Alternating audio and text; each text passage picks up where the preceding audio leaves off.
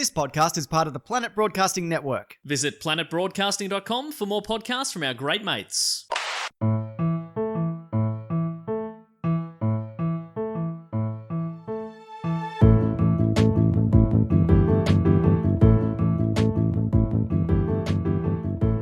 Hello and welcome to another episode of Do Go On. My name is Dave Warnicky, and as always, before me, sitting in some fantastic chairs, it's Jess Perkins and Matt Stewart. Hello, how are you, David? Hello, how are you, Jessica?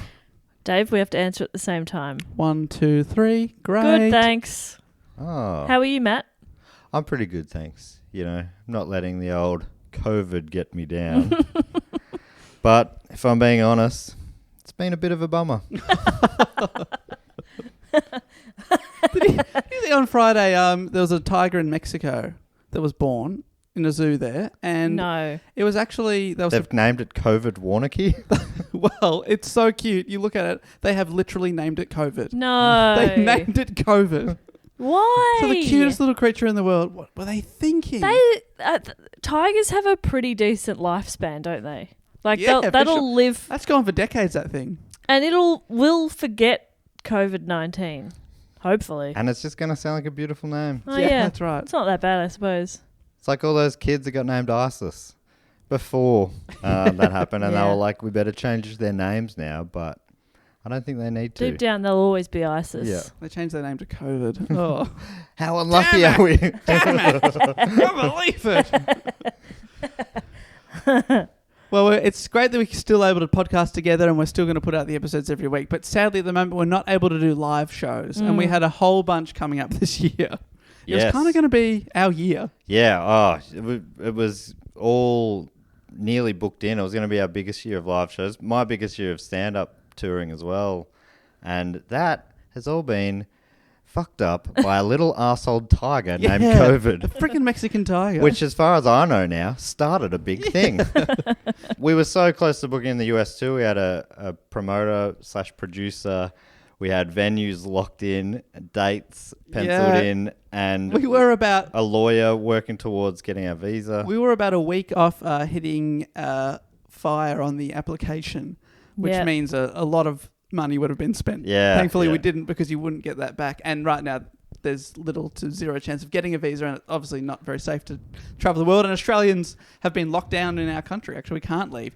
But that was going to happen in October, and we also were going to hopefully book in a trip to New Zealand. Yeah, our as first well. trip to New Zealand was getting really close. We were looking at locking in a venue there as well, and we're also going to get back to Brisbane, Sydney. We're obviously doing the Melbourne Comedy Festival. And yeah, I forget about it till we talk about it. It's a real bummer. If I mention this COVID arsehole. We should be 4 shows in to the comedy festival, and we would have done 1 podcast. We would have done 4 of our solo shows by now. Yeah. So that's fun. So, but As far as I know, though, I'm still doing Edinburgh, my stand-up show, but I have a funny feeling that I have no idea, but that can't. That It's like- can't, surely. I think officially it's still they keep on. saying it's happening, but really, I don't know. Yeah. But I mean, Comedy Fest said that for a long time too. Yeah. You know, and we were all going, "Come on, it's not going to." I mean, happen. and also the Olympics has said that for a long time, and now they're like, all right, we admit it, it's not happening. yeah.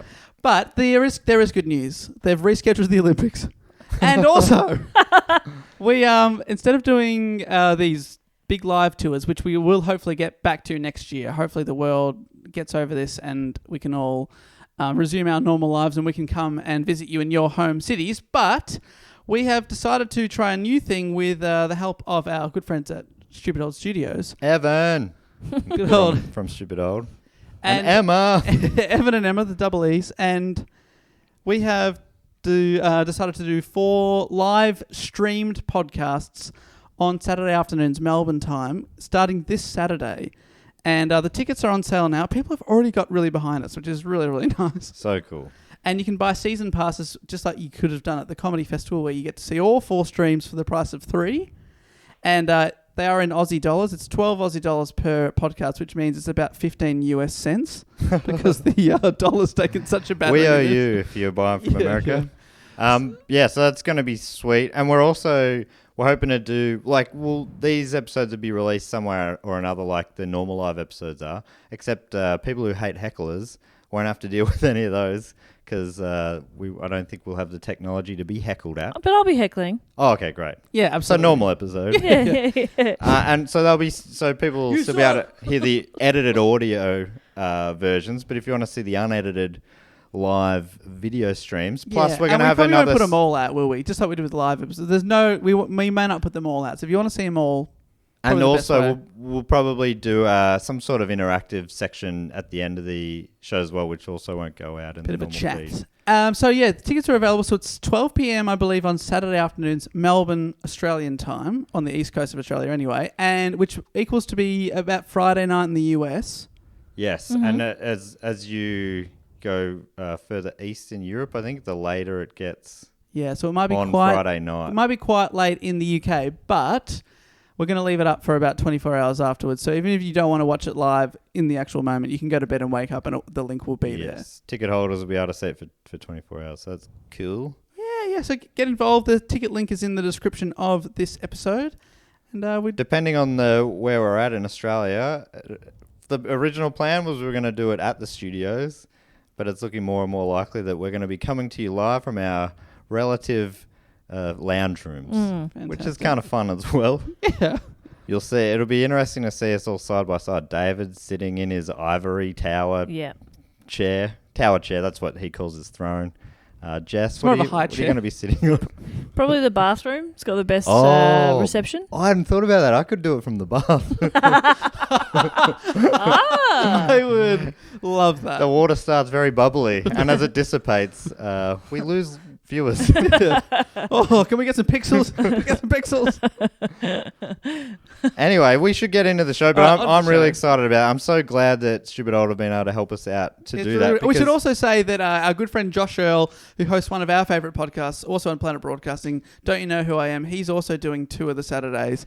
And I'm definitely going to be watching his stuff because I love it. And tickets are on the same website, the Stupid Old website in the description. So yeah, I think it's SOS Presents, saucepresents.com, I think. But if you go to that, and I think there's semi-plans in the works to get other things going, including some stand-up specials they've recorded in the past but never released, and a few other bits and pieces. So yeah, so if you're missing out on live comedy, that might be one of the cool places you can go to get your fix. It might also be worth mentioning too that Stupid Old are going to be launching their own Patreon very soon. It's either out now or it's coming very soon. And they're the people that make this podcast very possible and produce amazing content for themselves as well. So if you love gamey and you love Australian comedy, then get around it. Yeah, for sure. They are fantastic people. And included in that is our very own Matt Stewart. That's right. I'm blushing, you guys. You think we're great people? We think you're great people. I think Evan's great. Yeah. Okay. No, I understand. There's 6 of us involved. Yep. 5 out of 6 ain't bad, man. Yeah. Pretty good odds. I reckon 5 out of 6 of you are fantastic. Oh, thank and you I'm so not much. naming names. Okay. But it's You got beef with Alistair Tremblay-Bertram? absolutely not. No, I love Andy him. Matthews. No, Andy's an angel. Oh, Beck betrayed us. No, one of my closest friends. Oh, okay. Well, I'm assuming you must be talking about Evan Munro-Smith. Nope, love him to pieces. Emma Sharp? I'm No, starting to big fan feel a of little... Emma. Oh, You get all right, warmer. I've miscounted here. Anyway, we should get on with the show. All The way right. this one works is Jess is the best at explaining it. I really am. May I? Yes. So, one of the 3 of us does a report about a topic usually suggested by a listener, and they present that topic to the other 2, being the 2 of the 3 of us. Fantastic. 2/3 of you. 2/3 of us who don't know what it is. I am in the third that do know what it is, so I'm going to ask you that question to get us onto topic, and that is, one of my all-time favourite Simpsons quotes is, "Hop in the Spruce Goose." I said, hop in. And that is a parody of which eccentric The billionaire? Aviator. It is the Aviator. His name is Leonardo DiCaprio. I forget what His first name is Howard Hughes. Howard Hughes. Just looks amazed that Matt got this so strongly. It was the Honestly, it's I'm the Simpsons. amazed Matt gets out of bed most days. Sorry, The only Matt, I've reason gone hard I know, early. the only reason I know things from culture, well, which I'm using broadly. Yeah. Eccentric billionaires. Yeah, I know them from The Simpsons. I wouldn't have got that reference at all as a kid, but I did see The Aviator. And the only thing I can really remember is that he was really hard on them making the pop rivets flat. And there was like a montage where they'd keep coming back. This flat? No. I want them to be smooth. And they'd come back and go, like this? No, damn it. Just make him yourself at that point. You know? Come on, Leo. Well, he actually did do a lot of stuff like that, making his own stuff. Oh, yeah, you're going to talk about it. Yeah. Well, I know the name, but I could not have placed Howard Hughes in history. So I know nothing. Fantastic. Well, let me just tell you, it's a crazy story. Awesome. I love crazy stories. And The Aviator is a great film. It's a Martin Scorsese picture, and that sort of documents sort of the first sort of 2/3-ish of his life. Mm-hmm. Oh, so like the me and Jess section. Yeah, but then And you're going to do the Dave third. the Dave third, and that is when things get at their most crazy. That's when he becomes Mr. Burns. Yeah. And There's a bit of that. was that the casino episode? Yeah. Where Yeah. Marge, Oh, she yeah. gets a little addicted. I call him Gambler. So Patreon's voted on 3 people who lived eccentric lives. So put up 3. Can you tell us who lost? I don't Was know. one of them Don Bradman? Slightly loonier. Okay. I don't want to. I would like to do them in the future. One of them was an artist, and the other one was someone who inherited a lot of money. Okay. That's how I'd like to get wealthy. Well, Yeah. let me just tell you that this guy is probably both of those combined. Wow. Great. Bit of an artist, bit of a man who inherited a lot of money. But I think they voted for the most eccentric of the 3. So I think they chose well. Fantastic. Well done, Patreons. I wanted to do this topic for ages because I used to just be well into reading Wikipedia, and this was one of my favourite articles was about this guy because he had so many strange things happen in his life. Great. And so I put it up because I wanted 3 eccentric people, and then I was like, I checked the hat, and only one person has vaguely suggested it, and that is Steve from Adelaide-ish, who said we should do more topics about casino heists, and then listed a few, and one of them vaguely mentioned Howard Hughes because, as you're about to discover, he bought a casino, which is why he's parodied on The Simpsons. Right. Yeah, but Interesting. Why does Steve not want to give his location away? What's he been doing? Adelaide-ish. Hmm. And then in the topic or the section where you ask what your Twitter handle is, he's just written #don't have Twitter. Thank you for letting us know. I added that a long time ago. That's absolutely useless information for us. Yeah. I should take that part out of the hat form. Oh, that's all good. But thanks to Steve for he's from Adelaide-ish and he kind of suggested-ish this topic. Okay. Great-ish. All right, so Howard Robard Hughes Jr. Yes. He is eccentric. And I love a junior. He certainly is a junior. He was born in Houston, Texas on Christmas Eve, Oh, 1905. that sucks. Christmas birthdays. Yeah, you want to spread the joy. Yeah, and then you never get the attention that you need for a birthday. No. Now, people are like, shut up, I'm baking a cake. Yeah, I'm stressed. Grandma's coming tomorrow. Happy birthday, whatever. You know, it's a nightmare. Clean out the attic. What? How Hugh Jew was the only child of... I thought you fumbled on something there. That's fantastic. That's How so did good. you? Well, I hadn't written it down, so I just sort of had to try and work it out as it came out. And I'm happy with my effort. How Hugh Jew. He was the only child of Aline Stone Garno and Howard Robard Hughes Sr. Fantastic. His father, Hal Hugh Sen, was an inventor and businessman from Missouri who found great success by founding the Hughes Tool Company and for patenting a rotary rock drill bit nicknamed the Rock Eater. Ooh. Ooh. Nom nom nom nom. I'm a rock eater, make you chomp, rock, make you chomp, rock, make you chomp, rock. All day long. Well, it did. And it had a could- really good battery life. We should talk to them about an ad campaign. Are they Yes. still going? Yeah, Great. in one form or another. It completely revolutionized oil well drilling, penetrating hard rock with 10 times the speed of any former bit. So every company needed one. oil was- Every company, no matter what they did, accountants. They needed one. Every ambulance had one. just in case. You're a good salesman. You all need one. Now there's never been a better time to buy. You are good. Well, every oil company needed one, and oil was really taking off.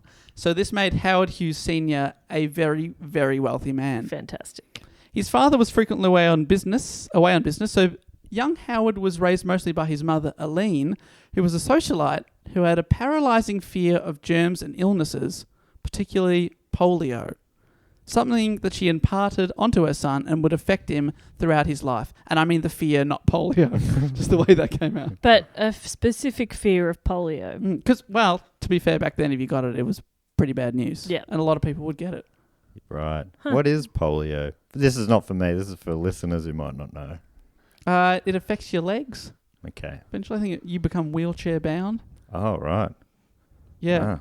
Often for life. Yeah, Like, okay. so if you got it, and it was very common before people were inoculated against that kind of stuff. So you can see why you would be cautious about with your child, but I think she was very much talked about germs to the point that he thought about germs all the time himself. Yep. Yeah, right. Come on, Eileen. Knock it off. That's good stuff. According to the Houston Chronicle, Aline kept Hughes close, refusing to allow him to roam with neighborhood children. If Hughes grew even the slightest bit sick, multiple physicians were summoned to the family's home to examine the young boy. So he became very, very afraid of germs and illness. Real hypochondriac. Real hypochondriac. I am a bit, but he made me feel like it's okay. Yeah, right. There's definitely stages. I think I'm too relaxed. Really? I think so. I feel any pain and I think I'm going to die. Nah. Why do I feel the pain in my back? I don't think I've got a sore back. I think cancer every time. I can go between the two. But there's the stereotype men don't go to doctors. I'm up for, if I'm like, I'm not sure about this, I'll go to a doctor. Good. But which is like, it just feels like they put your mind at ease. And for the most part, they're like, yeah, you'll be right or whatever. And sometimes they're like, oh, I'm glad you came to us. You were about to die. That was the time that I had a bullet hole in my chest. Ah. I was bleeding out. You're slightly And you worried. thought, look, I'm like, if they've got an appointment, yeah. I'll pop in. Did you start with an apology? This is probably nothing. I'm Sorry sorry. to waste Sorry. your time. I did. Like, no, this is worth seeing us about. I did start with an apology at the GP recently because I had to go in just for a prescription for migraine drugs, and COVID-19 is happening. And I walked in like, I'm so sorry to bother you. Just some admin. How are you? I checked in on her, which I think more people should do. Did you take her temperature? Of course. Yeah. She was fine. Yeah, good. Good to hear it. You got. I said, just keep up your fluids. Yeah. You know, you'll be right. And she said, thank you so much. I was so worried. So, hero, I don't know. Doctors make the worst patients. I Tell say me that. about it. Patients make the worst doctors. Are you doing that right? I'm a doctor. According to the BBC, his father, in an attempt to balance her mollycoddling, as they put it, packed him off to a string of boarding schools, bypassing their academic requirements by writing colossal checks. Yeah. Oh, yeah. Just Take my boy. not big amounts, but just large checks. Novelty checks. I think you'll find this is more than enough. Sir, this is for $10. Yeah, but that check, that's huge. That's a huge check. That's a big check. So, Deny me that. You can't. But for the most part, Hughes lived in an isolated world of his own, and some say this paved the road for his success, for he was a very intelligent and inventive young lad. He's on his own, so he's got to, make up friends. Yeah, do things for himself. And at just 11 years old, Hughes built the first wireless radio set in all of Houston. Whoa. Can you believe that? No one else had one, and he built one at 11. That's where NASA is. Probably not yet, but still. Did he just Google how to build one? I would have YouTubed it for sure. Yeah, for sure. But you start by Googling it, see if there's instructions, and then you read the instructions while watching a video. Mm-hmm. And eating pasta. Of course, that you also made from a YouTube video. How to buy pasta. Go to supermarket. Uh-huh. Okay. Let's Okay. rewind. How does one go to? Okay, I need another video. No, I'm gonna need to go on dictionary.com, supermarket. So he built this at 11 years old, and he used it to talk to ship's captains in the Gulf of Mexico. Probably being like, this is a secure line. I'm a little boy. Hello. My dad could buy you. A year later, he designed and built a motorized bicycle, basically a motorbike. At the age of 14, he took his first flying lesson, and he fell in love with the relatively new mode of transport. Yeah, he's a rich kid. Yeah. Flying lessons at 14. Daddy. Oh yeah, Come on, He's- mate. oh, mate. Now that would be extravagant, but Oh, yeah. when I'm guessing he was flying the one plane the world shared. Yeah. Daddy. Daddy, I want to have a go. Call up Charles Lindbergh and make him drop it off. All right. Tragedy first struck the family when in 1922, at the age of just 16, Howard's mother died from complications from an ectopic pregnancy. So she was just 39 years old. Okay, he was 16. Yes. Oh, yes, he was Got 16. It. Yeah, she was Last 39. year, so Oh, she was no. very young. And remember, she was always feared medical stuff. Yeah, so she Yeah. was proven right in the end. Yeah. Well, that her final words were, told ya. Don't get polio. So Howard's father took him out of school and moved him to California, where he took further flying lessons and fell in love with the glitz and glamour of Hollywood. Tinseltown. He loved it. Who doesn't? These two things, as well as fear of germs, would go on to define the man. Hollywood, aviation, germs. Got it. They're the big three in his life. Fair enough. Hughes and his father then moved back to Houston, where the junior of the two started university before tragedy again struck the family. Oh, no. Shit. Howard Hughes Sr. died of a heart attack in 1924, leaving only child Howard Hughes an orphan at the age of 18. Oh, my God. This also meant he inherited the majority of his father's multi-million-dollar company. Howard received a 75% stake, but because he was under 21, he was considered a minor and wasn't allowed to make any decisions. So, on his 19th birthday, he went Can to court. fly a plane. Yeah. Can't make decisions, though. That's a funny dichotomy, Yeah, isn't it? weird. Yeah. So on his- Or you can fly, but don't make any decisions up there. Yeah. Can I land it? Well, that's not up to you, mate. You'll have to stay up there till you turn 21 and then you can land. On his 19th birthday, he went to court and had himself declared to be an emancipated minor, meaning he could take control of his life and the family business. He also bought out his relatives who had inherited the other 25% stake in the business, meaning the 19-year-old was now fully in charge. Far out. That seems like a bad idea. Well, actually, he's quite intelligent. I'm thinking of myself Yeah, at but- 19, and that wouldn't have ended well. But he's naturally intelligent, but he hasn't done a lot of schooling or university. So Yeah. he's sort of done a bit here, a bit there, but he's just a very naturally clever and interested guy. He taught himself a lot of things. So the Howard Hughes Tool Company, which is the company, paid Hughes an annual salary of $50,000, which is equivalent of $750,000 today. That's pretty good money. That's pretty I good reckon money. that's pretty good. Yeah. I reckon you could live pretty comfortably on that. Yeah, if you got that in your life of work. Yeah. And you can become even more comfortable if you have that to spend, but then you also get your money's worth by charging all major expenses such as planes, automobiles, and even houses to the company. So he was very rich. That was just spending money, basically. That's great. But he didn't want to just be a tool man. Sure. Oh? No. Ba-dum. Oh? So the next year in 1925, Hughes Jr. appointed Noah Dietrich as CEO of Hughes Tool Company, while he himself left for California to pursue his two passions, filmmaking and aviation. This turned out to be a very wise move because Noah Dietrich was a great businessman and took the tool company from strength to strength, profiting over $50 million a year in the 1920s. Whoa. Holy shit. Which these days is $750 million US profit. Whoa. Far out. Do companies do that today? Very big- rarely. right. It was one of the most biggest successful of the companies. biggest companies Yeah, today might, maybe? Yeah. Would like Apple at their peak, maybe? I don't Yeah, know why I you think would know. I think Google is like $1 trillion company. Whoa. Don't even know what that means. Yeah, But, I don't know how, I That don't a know how billion many billion? zeros that Yeah. is. But basically, he's given the family business to this other genius and said, take care of that. I'm going to Hollywood. And so now he's just got money for life rolling in the background. And he's not even 20 years old yet. Ugh. Is that a recipe for success or disaster, do you think? Disaster. Yeah, that does sound like that would be very few people would do well with that, I think. It's crazy money. Yeah, I think I'd hate that. there's got to be like a period of failure and normal life before you get to that to Yes. appreciate it and for it to not fuck you up. I would have thought.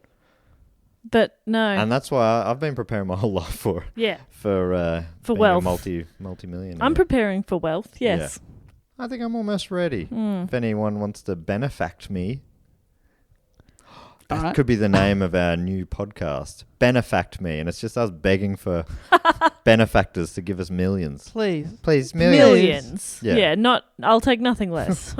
Yeah, you're a Don't fool. patronise us. Oh my God. And while we wait, we say facts. Millions, please. 3 million would be good. 3 million. Then we get a Here's mil fact. each. What do you Every reckon? $3 million will give you one fact. I think that's reasonable, but it'd be a really good fact. Oh, yeah.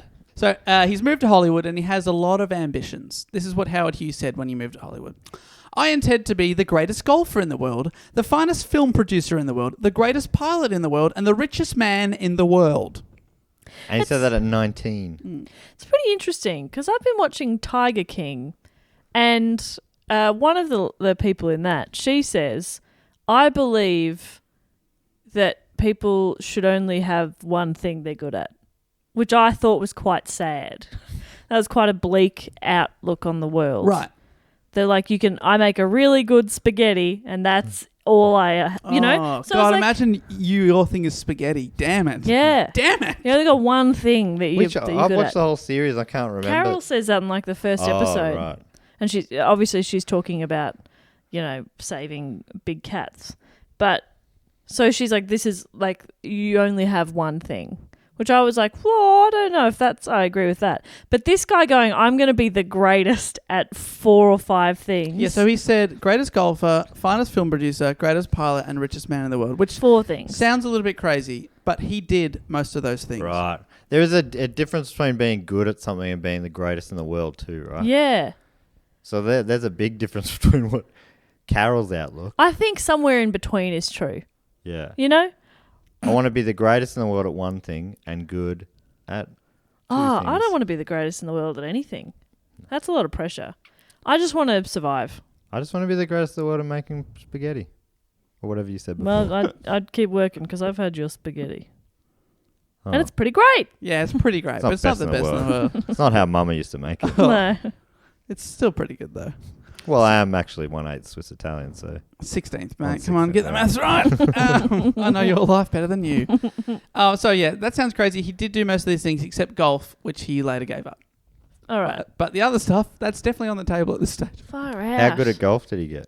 He got good. He got very good. He'd often play with a lot of the famous pros of the day. Greg Norman? Yes. Oh he my gave God. Greg his nickname, the Shark. Really? Ah. Because he used to cheat. You bloody shark, Greg. You are a fucking shark. Sharks obviously notorious for cheating at poker. Yeah, absolutely. They can only cheat forwards. But they can't stop cheating. No. Once they start, they can't go back. So the very young and very wealthy Howard Hughes moved to Hollywood, where his uncle Rupert Hughes was an Oscar-nominated screenwriter and novelist, his father's brother. And Howard wasn't alone at this time. He'd just married his first wife, Ella Rice, who also came from a very wealthy family from Texas. They moved into the Ambassador Hotel in LA, which would be the first of many hotels that Howard lived in throughout the rest of his life. He rarely lived in a home. It was nearly always hotels. Yeah, right. I don't mind staying in hotels, but I don't know if I'd want to live in one. I love a breakfast buffet. As long as they've I got love one, I'm a in. buffet. But I mean, if you're living there and you're living in like a penthouse, you're not going to the breakfast buffet. But surely you're enjoying some of the other perks. Certainly not if you're a germaphobe like this guy. Yeah, he's not touching the spoon for the baked beans. But I am. Oh, yeah. I'm licking that spoon, You're which is why brave. he's not touching it. I keep people off that spoon. Keep them for me. During this time, he also learned to fly a Waco aeroplane and put his money to use producing and funding his first film, which was called Swell Hogan. Swell Hogan. Predictions, what do you think? Good or bad? Wow, swell. So good. Okay. Yeah, swell's a great word. Because I've never heard of it, I'm going to say really good. I'm saying good. It was a dismal flop, Ah! costing double what Hughes had anticipated. He reportedly watched it back and decided that no one should ever see the film. It was that bad. He's Okay. a perfectionist, and I like that about him. But it was invaluable to him as he had demanded to be on set to see how the film was made at every stage and edited and stuff like that. So he became it became sort of a film boot camp for him. He knew what not to do next time. Yeah. Every step of the way. Everything Yeah, this wow. director did. I'm not doing that. Despite the flop, he was embraced by Hollywood high... Flops are fun. Word. It is funny. Despite his flop, Despite flopping the chop. Well, he was arrested. Now, he was embraced by Hollywood high society, but behind his back, they referred to him as, quote, the sucker with the money. Oh, fun. Right. They did not They saw respect him as new money. They did not respect him at this stage. But he kept investing, and his next two films were hits. The second was 1927's Two Arabian Nights, which sounds like a porno. Yes. And it won the first Academy Award for Best Director of a Comedy Picture. Right. Wow. Two Arabian Nights. Yeah, they used to give out 2 Best Director awards. Oh, okay. Why? That was the first ever Academy Awards. His film won one. Why'd they give out 2? Because it was Best Drama and Best Comedy Oh, I Director. see. Yeah. At this point in his life, Howard stopped wearing a watch and recognizing day and night. Yes. I don't recognize you. Dark What is skies. this? What is it? Could be this is the morning. Someone turn the light on. Turn off the dark. Someone turn off the dark. That's he actually coined that phrase. Hey, so that makes sense to me. They should go back to that best director for comedy and Yeah, agreed. drama. Yeah, because a comedy film never has a shot in that category anymore, But it's does just it? because they don't. I mean, yeah, I don't know. It's interesting, but it feels like they're very different skills and both equally difficult. Although I've heard some say, and I kind of agree with it. It's you can a comedian can act in drama, but often drama actors can't do comedies. Comedy's the hardest skill. Like you Which think is of exactly what comedians would say. Yeah. Well, you But think, I do agree. think of like the big.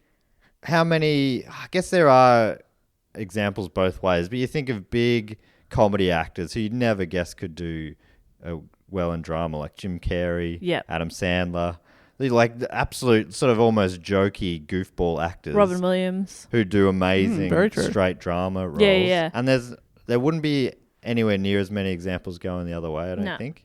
Maybe Robert De Niro, he's done, I mean, his comedies haven't been, but he's funny. Michael Caine, was he? He sort of started drama and he's quite funny. There's probably some examples. I think Steve Martin's probably another one who could do drama okay. Yep. But yeah, I reckon I the first time I heard that, I thought the same thing. I'm like, oh, that sounds like self-serving comedian talk. But I think there's something in it. But is it also a lot of the time that these dramatic actors are they interested in doing comedy? Yeah, maybe that's a point. But I do think it is a harder skill. Yeah. Yeah.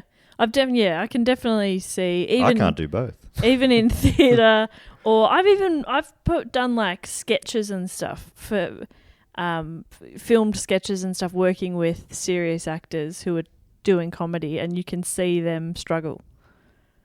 But that's down to the individual. But I think it is a harder thing to do. But yeah, they're sort of like, and they're working with comedians, and it's like, you've got no fucking chance here. That's not true. I'll shut up. Nah, cancel them. Name names. Name and shame. Were you in a sketch with Meryl Streep? Yeah. No, Tell you what, she can be funny, she's actually. so- Yeah, yeah, she's she's funny. funny. Yeah, she's right. She's great. good. She could do anything. Damn you, Meryl, when she played Jessica Lovejoy on The Simpsons. She played a child on The Simpsons and was probably one of the best guest stars I've ever had. Oh my God, that was Meryl? Jessica Lovejoy, yeah, Bart's crush. That's Meryl Streep. What do you mean? She's so good at being a child. What do you She mean? could do anything. No. Helen Mirren's another one. She's funny. Yeah. She can be funny. All right, maybe there is as many who can do both ways. I also think that the director plays such a huge role. You know, you see every great actor's had horrible movies, and I think that's mainly down to the direction and editing, right? Yeah, I They guess make them so. look good or bad. So I think a lot of it is the... Anyway, this is You're a really weird hating on subject. actors here. No, I'm sort of backing them up for their when they have had flops or whatever. Oh, It's okay, like, right, yeah. I don't really think it's on them. Mm. Well, Hughes has moved on from the flop to success, and this is where he stops wearing a watch. He just started working incessantly. Sometimes he would work for up to 40 hours straight, only breaking to eat a can of beans or a bacon and avocado sandwich. You're listening This is now, my aren't you, kind of Dave? guy. Yep. This guy, he's taking a break for some beans. That's why I put that in. Yeah. Love that. That's Love this good guy. stuff. Love that energy. Not that I could ever work for 40 hours straight, but But I don't even work 40 hours a week. I don't reckon I do it fortnightly. you don't. Sure, you do 20 hours a week. Well, what? What do I do? You work on yourself. Yeah, I do work on myself. That's 24/7, let me tell you. Even in my dreams, I'm like, all right, now let's reflect on today. Hey, Dave, you said, so he stopped wearing a wristwatch after the flop. Did you know that one of the most famous dick tricks is the wristwatch? So maybe, did he flop the chop onto the wristwatch? And then somehow that... Yeah. No, he started wearing a watch on his chop. Oh, he got a tattoo. Yeah, and that's why I didn't respect day and night, because even a cock watch is right twice a day. He would just point to it and say, it's always 5 o'clock somewhere. Even a cocked... That's so close to something real good. Yeah. Even a cocked watch is correct twice a day. I want to tweet that later. Yeah, okay. If everyone listening, go back to last week and like that tweet. I'm going to tweet it right now. Geez, that doesn't make sense though without a picture. Okay, let me take a quick... No, I've had to think about this. Howard Hughes produced his most ambitious film, Hell's Angels, in 1930. A film that he also chose to direct himself. Well, he chose to do that after he fired 3 other directors who weren't achieving his vision. Oh, wow. Yeah, he sounds like a real kook. So it was a World War I aviation film with a lot of flying involved. Is that where the term Hell's Angels came from? I'm actually not sure, no. I imagine that predates the bikie gang. Yeah, 1930. Yeah, I would reckon. Yeah, interesting. The film, it's a great term, Hell's Angels. It is a fantastic term. And the film used upwards of 50 aircraft, nearly half actual World War I aeroplanes, and Hughes hired every single pilot in Hollywood to fly the aerial sequences and pilot the camera planes. Wow. The lead stunt pilot, Paul Nance, considered the final scene in which an aircraft had to make a steep pull-out after a mission too dangerous and reported that his pilots wouldn't be able to do the maneuver safely. Wow. He said, we're not doing it. Can't do it. Determined to show the stunt pilots working on the film how they should be doing it. No. And at the same time, what a hotshot pilot he was. No. Howard Hughes took off to do the scene by himself. No. It required him to pilot an actual World War I aeroplane, an aeroplane that would be a challenge for any new pilot. So... No. And he got the best stuntman in the country saying it's too dangerous. He's like, I'll do it. So Hughes took off, but as Mance had predicted, he failed to pull out, crashed, my God. and was seriously injured with a skull fracture. Fortunately, he survived and recovered, leading the crew to joke, quote, at least he hasn't hurt his check riding arm. We're still getting paid. So he was just a lot of money for a lot of people.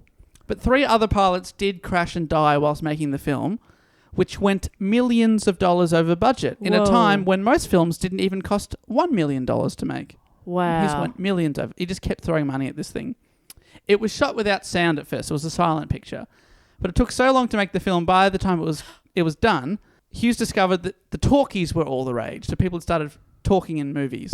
So he had to reshoot the whole thing with sound. Oh, my God. The lead actress, Norwegian Greta Nissen, who was in the silent era one of the biggest stars in the world, but she had a Norwegian voice rather than an American one. So she was recast by Hughes, who replaced her with then unknown actor Harleen Carpenter, who rebranded as Jean Harlow. Oh, wow. One of the most successful actresses of the golden age of Hollywood. Despite dying at 26. Do you know that? No, Crazy. I didn't know that. Yeah. She's in the 26 Club. Yeah, 26 Club. The film was a huge box office success, but despite this, it did not recoup its costs. So it was a hit, and it still didn't make enough money. Because it had 2 budgets. Yeah. I think it ended up costing $4 million at the time. At the time. Which is tens and tens of It's a little millions of indie dollars. flick these days. Yeah. Far out. So it's still considered a hit because people loved it and lots of people saw it. It did make Harlow, the original platinum blonde bombshell, a huge star and gave Howard Hughes the reputation that he'd been looking for. He was no longer just the wealthy boy from Texas. He was now a real Hollywood player. Aww. So he made a good film. It was around this time that his first wife, Ella, filed for divorce. After she moved back to Houston, and whilst she was back in Houston, he had dated many of Hollywood's most famous leading ladies, so it's little surprise that she divorced him. He reportedly dated some of the most famous women of the era. He dated Billy Dove, Betty Davis, Ava Gardner, Katharine Hepburn, Hedy Lamarr, Ginger Rogers, Janet Leigh, Rita Hayworth, and many, many, Oh my many more. God. That's a who's list. Yeah, right? And they could all do comedy or drama. They were the best. But yeah, isn't that... And Ginger Rogers could do what Fred Astaire was doing backwards. Oh, jeez, tell you what. Jeez. What was he doing? That's what The people alphabet? say. People say that. Oh, Z, Y, Because everyone talks about how Fred was such an amazing W. dancer. And everyone goes, well, yeah, X. Ginger's doing it backwards. Wait, there's the X first. Because she's dancing with oh him, Dave. right. I Yeah. understand. I'm with you now. I'm with you now. Yeah, Yeah, but it's good there. that I had to explain it. Are you trying to do the alphabet backwards too? I think there's 7. Is that in there somewhere? No. Round it up. Hashtag. Yes, hashtag is in there, obviously. So he dated a lot of very, very, very famous women. That's only a very short list. But he was rich, Wow. powerful, and handsome by many accounts. But also by many... Dave, you're allowed to say he was handsome. Why did you have to put that on a word? Well, to me, he looks a little bit creepy, to be honest. But I've only seen... There's only still photos. Any photo Still of photos. someone back No in the movies. day, I'm always like, Yeah, that's what I mean. It's hard to say. It Yeah. really is. You can look him up But if you people, like. at the time, people thought he was a babe. Yeah, he was considered very, very attractive. To me, he looks a little bit like... Oh, a, yeah. He Show looks us. a Yeah, young... he's Do you- pretty. Oh, he's Does alright, he but he not does look look a little like- bit creepy. Like Patrick Bateman or a serial killer to you. Yeah, those eyes are a bit dead. I reckon he's got a bit of a... Yeah, like he's not photogenic. Every photo looks like they got him seconds after he thought they were taking the Are photo. there any smiling photos? That can really change To your be face. honest, I did not see a smiling photo. of Nah, him. that one I showed you was the smiling. He was a pretty serious man. Okay. But my sentence was, he was rich, powerful, and handsome by many accounts. Yes. But also by many accounts, a terrible person when it came to women. Great. He would sign young, hopeful, beautiful women to exclusive binding contracts, give them a free place to live, only for them to never hear from him again, or for him to sell their contract to a bidding studio. What do you mean? He'd give them somewhere to live. Yeah, he'd be like, "Come to Hollywood, I'll make you a star." Put him up, Ah. and then they'd never hear from him again, or he'd sell their contract for more money to another. Oh, And shit. sort of not do very well. Often it was implied in a documentary that I made that he slept Did with you them say a all. Yeah. documentary you made? Yeah, so you did. that's, Good pickup. that's how I allege things. I'm like, well, I made the documentary, but in the documentary that I made, It is, yeah. Everything implied. quoting back. the documentary I made, so the podcast I'm recording is implying There you slept with them. that he was sleeping with lots of women and sort of using his importance. When Billy Dove, who was very famous, broke up with him, he reportedly took all the furniture that he'd bought her, packed it into a truck, and then set the truck on fire. It's so unnecessary. Oh no! So he had a flair for the dramatic, and by many accounts, didn't seem to be treating people very well. He was also a great promoter of his work. In 1932, he produced a film called Scarface, based on the life of Al Capone. Whoa, right. Into 32. 1932, yeah, but it's not the same film as Yeah. Scarface. But yeah, it was full of violence and shock to the senses, and Hughes used the controversy to turn the film into an audience hit. Wow. So they tried to stop him from releasing it, and he actually turned that into publicity. They tried to stop us. Yeah, but we did it anyway. Wow. He would do the same thing in 1943 when producing The Outlaw about Billy the Kid. Mm-hmm. The film featured a new star by the name of Jane Russell, who played a love interest who wore highly provocative clothing. Hughes became obsessed, and this is what you were talking about, Matt. He had an eye for detail when it came to certain things and only wanted it a certain way. Fanatical. Well, it sounds like that was the same with his filmmaking. He became obsessed with showing off Jane Russell's breasts in a certain way. Okay. He kept sending the costume back, and it got to the point where he designed a new bra using his engineering background so that her breasts would pop in a certain way. Apparently... They should not pop. Yeah, well... As a breast owner, they shouldn't pop at any point. You got I own some. You got a pair. Yeah, I got some breasts. Pop them. You shouldn't be popping them. Apparently the bra he invented was too uncomfortable even to wear. Jane Russell recalled in her book, "When I went into the dressing room with my wardrobe girl and tried it on, I found it uncomfortable and ridiculous. Believe me, he could design planes, but Mr. Playtex, he wasn't." The film was very controversial because of this, because he was basically showing off her boobs a lot, Right. and the censors didn't like and that in again. a certain way, you said. Yeah, he just kept saying, "No, that's not right, that's not right." Yeah. It's almost like shave those sideburns. Yeah. I said shave the. And they keep coming out with a top slightly different. Him going, no, it's not right. Are It's you not right." listening? And they're like, I don't know what you want. And then he designs this weird bra. So he was very specific. And it's basically a top with the boob area cut out. That's what I want to see. Just you wanted to see the nipples. But again, this film was a huge hit because there were all these controversial articles written about how she was nude in lots of scenes and stuff like that. Yeah. So he loved Hollywood. He loved treating women badly. But his other love was aviation. And he was desperate to get more experience. So he took up a job under the name of Charles Howard. What do you mean? Now oh my God. Okay. So he went undercover for $250 a month as an assistant for American Airlines, just so he could learn more about airplanes. Wow. He went undercover. 2 months later, he quit, and he and Glenn Odekirk formed the Hughes Aircraft Company. Oh my God. I've got enough experience, I'm going to make my own airline. 2 months. 2 months later, he made his own airline. Ah, that's amazing. So he basically, I wonder if that's even legal to go in and kind of steal info like that. Is it? Or It's undercover boss in a way. he was undercover boss for another company. That's wild. Undercover future boss. And at the end, did he take off his mustache and go, "It was I all along"? I'm like, who? Sorry, Sorry, what? I'm a big director. Sorry. Oh, okay. House Angels, ever heard of it? I actually don't see many films. Sorry. Sorry.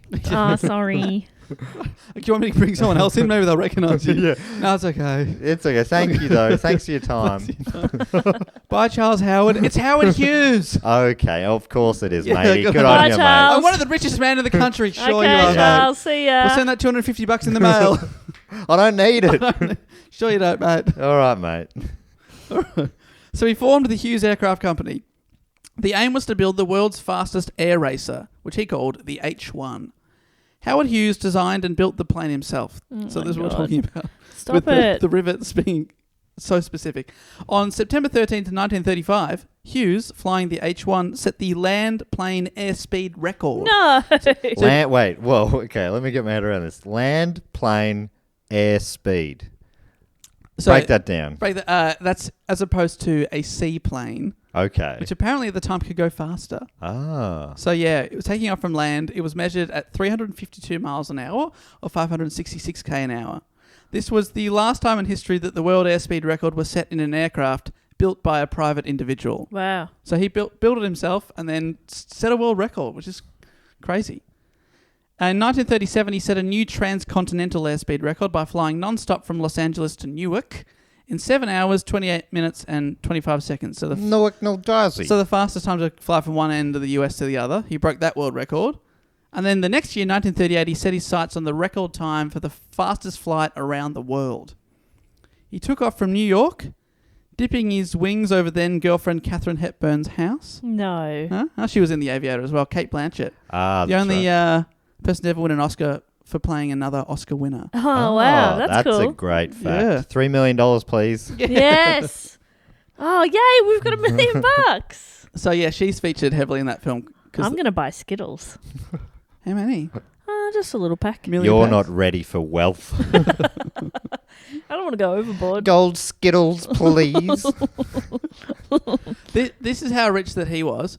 Apparently, he never carried money and often would be out and he'd have to ask to borrow money because he just never thought about money. And then people would ask for cash and he'd think, oh yeah, cash. Like he just didn't have it because usually to have like assistants and things to get things for him. So he'd have to be like, sorry, can you spot me $50? And you're the richest man I'll ever meet. Yeah, that's wild. Yeah. No, I don't have a spare 50. Yeah, sorry, I don't have money. Another time, someone said, so he apparently used to drive a pretty shit car. Didn't have a radio or air conditioning or things like that at the time. Did they have those things at the time? We'd have radio. I don't know about air conditioning, but it wasn't like a top Didn't model. even have like electric windows. Didn't have power steering, can you believe it? Yeah, didn't even have Didn't Bluetooth. have Bluetooth. So just imagine a Toyota Camry, if you will, which we have been shitting on lately on this podcast. Not shitting on. Just be. So he's driving a Toyota Camry and one of his... It'll be a huge step up for me. I want to make that clear. If the good people at Toyota Camry are listening. One of his like managers or something said to him, mate, why don't you drive a Rolls Royce? And he said to him, why would I need to? Who have I got to impress? I'm the top dog.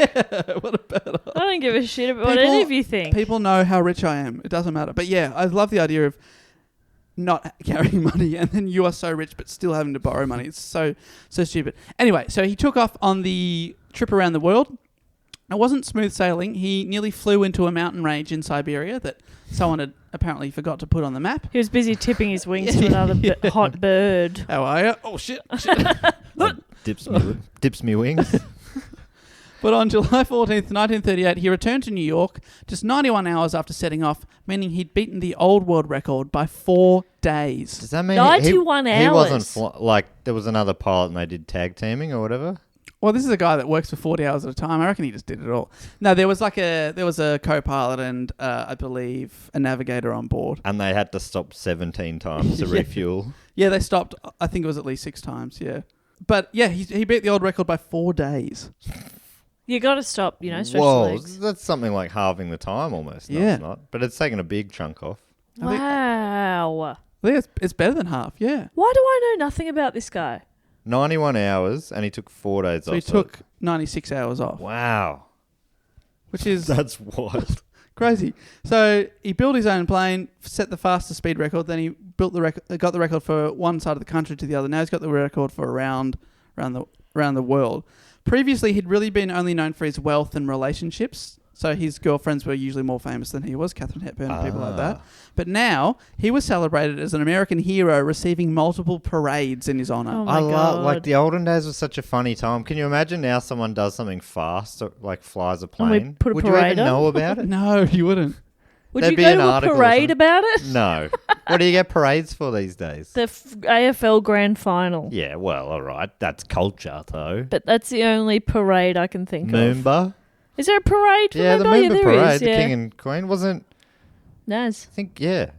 Maybe he's a multimillionaire we know. Nazim Hussain. Yeah, I mean, he's the king of Moomba. Yeah, surely that comes with a big old check Yeah, huge for check. multiple $1 million. And not just a novelty check, like a lot of money, we mean. Yes. But on a novelty check also.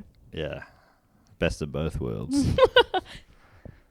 The following year, Howard Hughes combined his love of aviation with business when he bought a share of Trans World Airlines, TWA.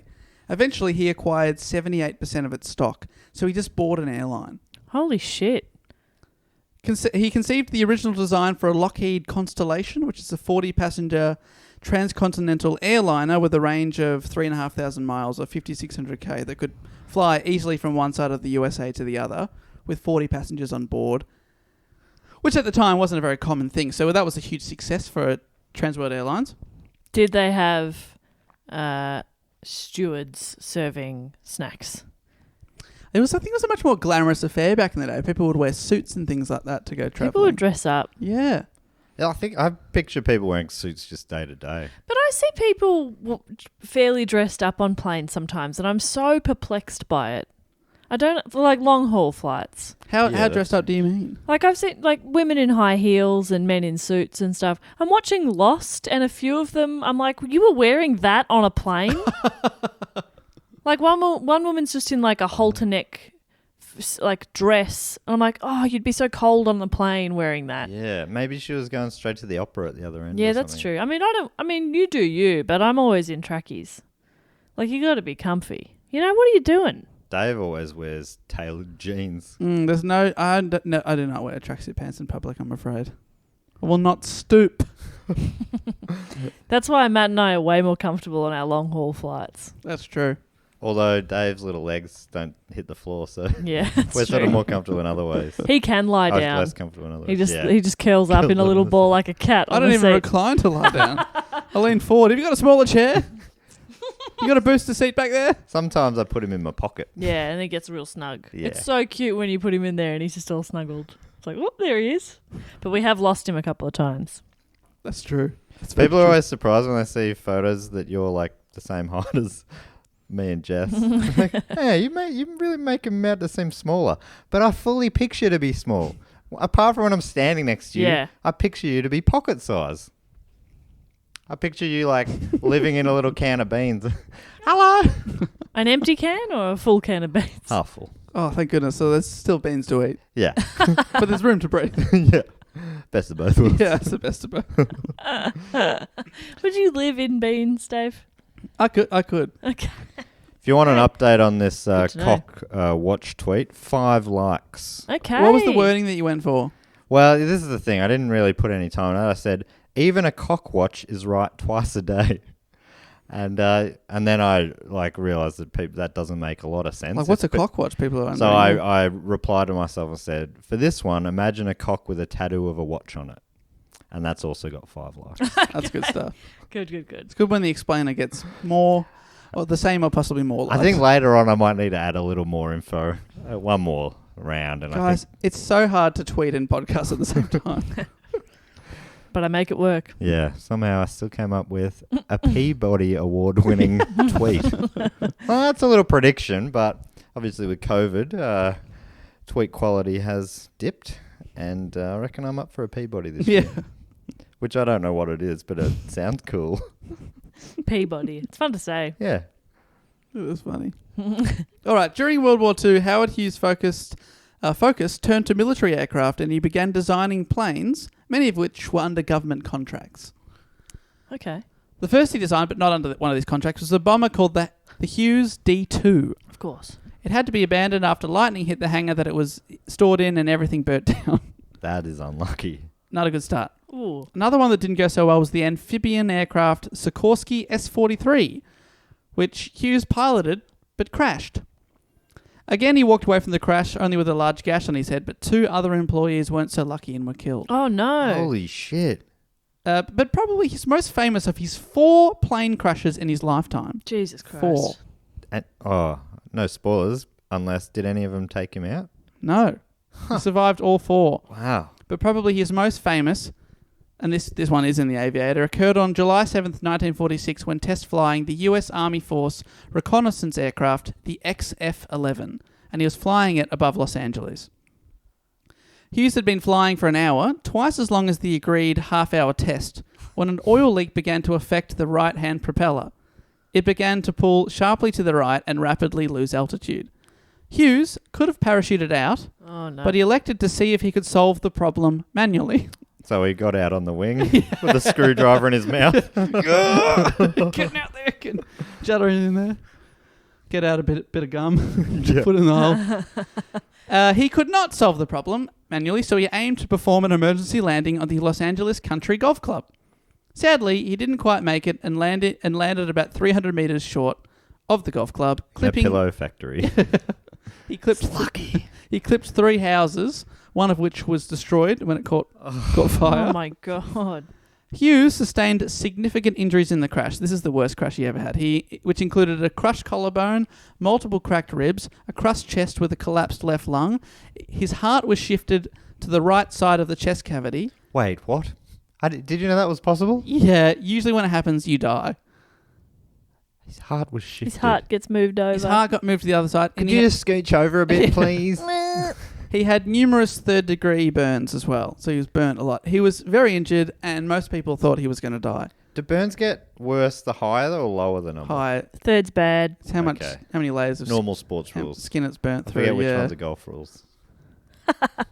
Three's real bad. Really bad. But I've heard it hurts less because by that stage it's burnt through the nerve, which is Oh, that's all right then. right. But I mean, it's Silver lining. harder to recover from though. So Best of both worlds. Yeah. It's maybe quite. not that It one. doesn't recover well, and you'd need skin grafts and stuff like And that. you're in pain for the rest of your life. Potentially, but not immediately. Right. You know. Well, Especially probably with 1930s. I must say technology. that's what I've heard. I'm certainly no burns expert, but he was very, very injured. Apart from Expected. Mr. Burns. Yeah, I love him. Oh, Spruce Goose. He was very injured, expected to die. But he got to hospital, and whilst recovering, which he did recover, he noticed how uncomfortable his hospital bed was. Oh my God. So he used his time to invent what we know as the modern-day hospital bed. Got a screwdriver in his mouth, crawled out onto the wing. You know how when you're in hospital now, they can be raised and lowered in different sections? Yep.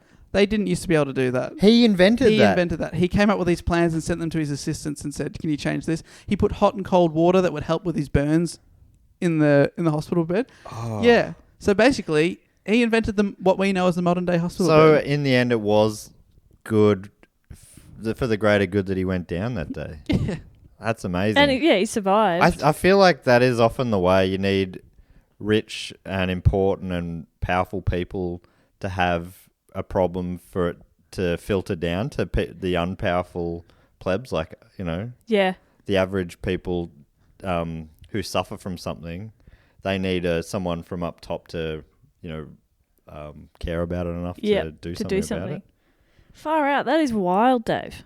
It's absolutely crazy. So that's a good thing that came from the crash. The bad thing was he began taking codeine, painkillers, Valium, and many other drugs at this time, many of which he would be dependent on for the rest of his life. Codeine. Right. How do you take your codeine? Only for migraines. But do you take pills? Yeah. Great. He liked to inject it. Okay. Yeah, right. And it got more and more And as yeah, his life went on because he had a lot. He was in pain for the rest of his life. If you go to the chemist to get it, they ask you 4 million questions. Because it's like very addictive. Right, they would ask him one question, which was, "Is your name Howard Hughes?" And he'd say yes, and they'd just give him all he wanted. Especially back in this day. Yeah, maybe this is before. Oh, I mean, they probably knew that it wasn't great, but it was probably before. Back then, Sprite was made with codeine. So That's one of the key ingredients of Sprite. So he was dependent on that for the rest of his life. Having said that, 9 months of recovery later, Hughes returned to the XF-11. They made another one that wasn't destroyed. And he performed a second but much safer test. However, the plane never went into mass production. Okay. But that's one thing that he just blows my invented mind. another plane. Is that you could be in an accident that serious and 9 months later be like, all right, I'm going to try again. And as well, in between trying unsuccessfully and trying successfully, he revolutionized hospital beds. That's so wild. That's so cool. Hughes' most famous plane came next. The Hughes H-4 Hercules, a.k.a. the Spruce Goose. Hercules airplanes I've heard of. They're quite... Yeah, that's like military ones now. You're right. Yeah, Midnight Oil have a song about him. Here come the Hercules. Here come the submarines. Well, that's a great impression if you don't know Midnight Oil. Yeah, He's it's absolutely very nailed it good. there. But Also, submarines, dumb. dumb. They I are know. so dumb. You had me at Hercules, Peter. But you lost me at submarine.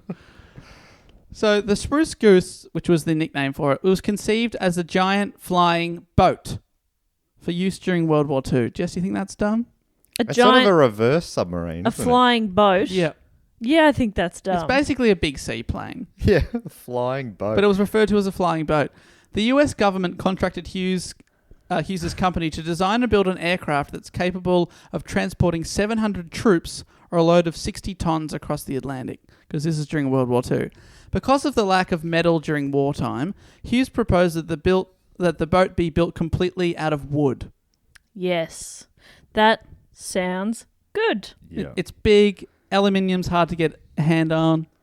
Aluminum, if you're from overseas. So and we're he's going like, to use old growth forests, big, heavy timber. Real heavy. Beautiful. We'll polish it up. Oh, We'll oil it. Oh, my yeah. God. It'll look stunning. it's treated pine. yeah, oh, yes. And you have to power it with coal. A big open furnace. What could go wrong? Have a big supply of petrol just in case it goes wrong. It turned out to be a bit of a nightmare to build because he had to get people to carve and plane back and test each bit of Plane wood. back. Which much more than aluminium. So everything had to be tested way more Yeah, right. because wood is not as consistent as a piece of metal. So they had to test everything. And it had to be giant to achieve its brief of carrying 700 troops. It was the largest 700. Fucking hell. It was The Spruce Goose was a wooden plane. Yeah. And it was the a largest... flying boat, thanks, Matt. Sorry. That's true. It was the largest aircraft ever built, with a wingspan of 97.5 meters. So for a comparison, you imagine a 747.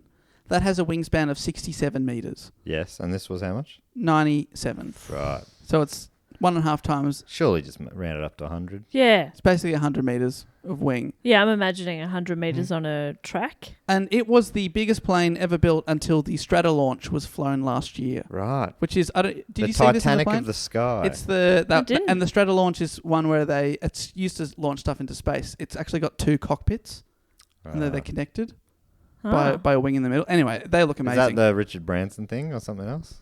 it's one of those type companies Right. that are competing for that.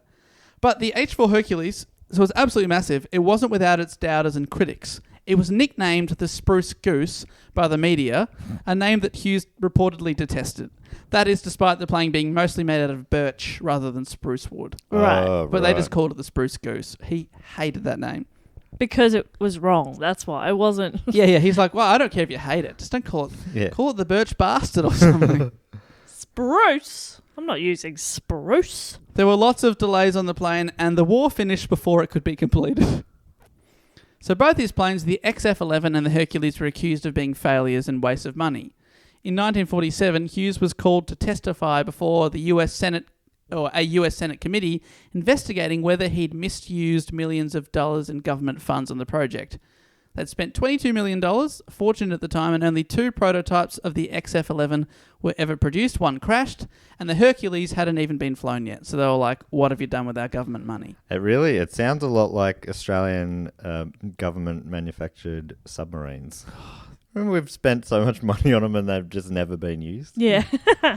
I forget about that Because- and remember sometimes like, we're so dumb. What are we doing? Because submarines are dumb. Right. Yeah, Jess is actually a powerful lobbyist.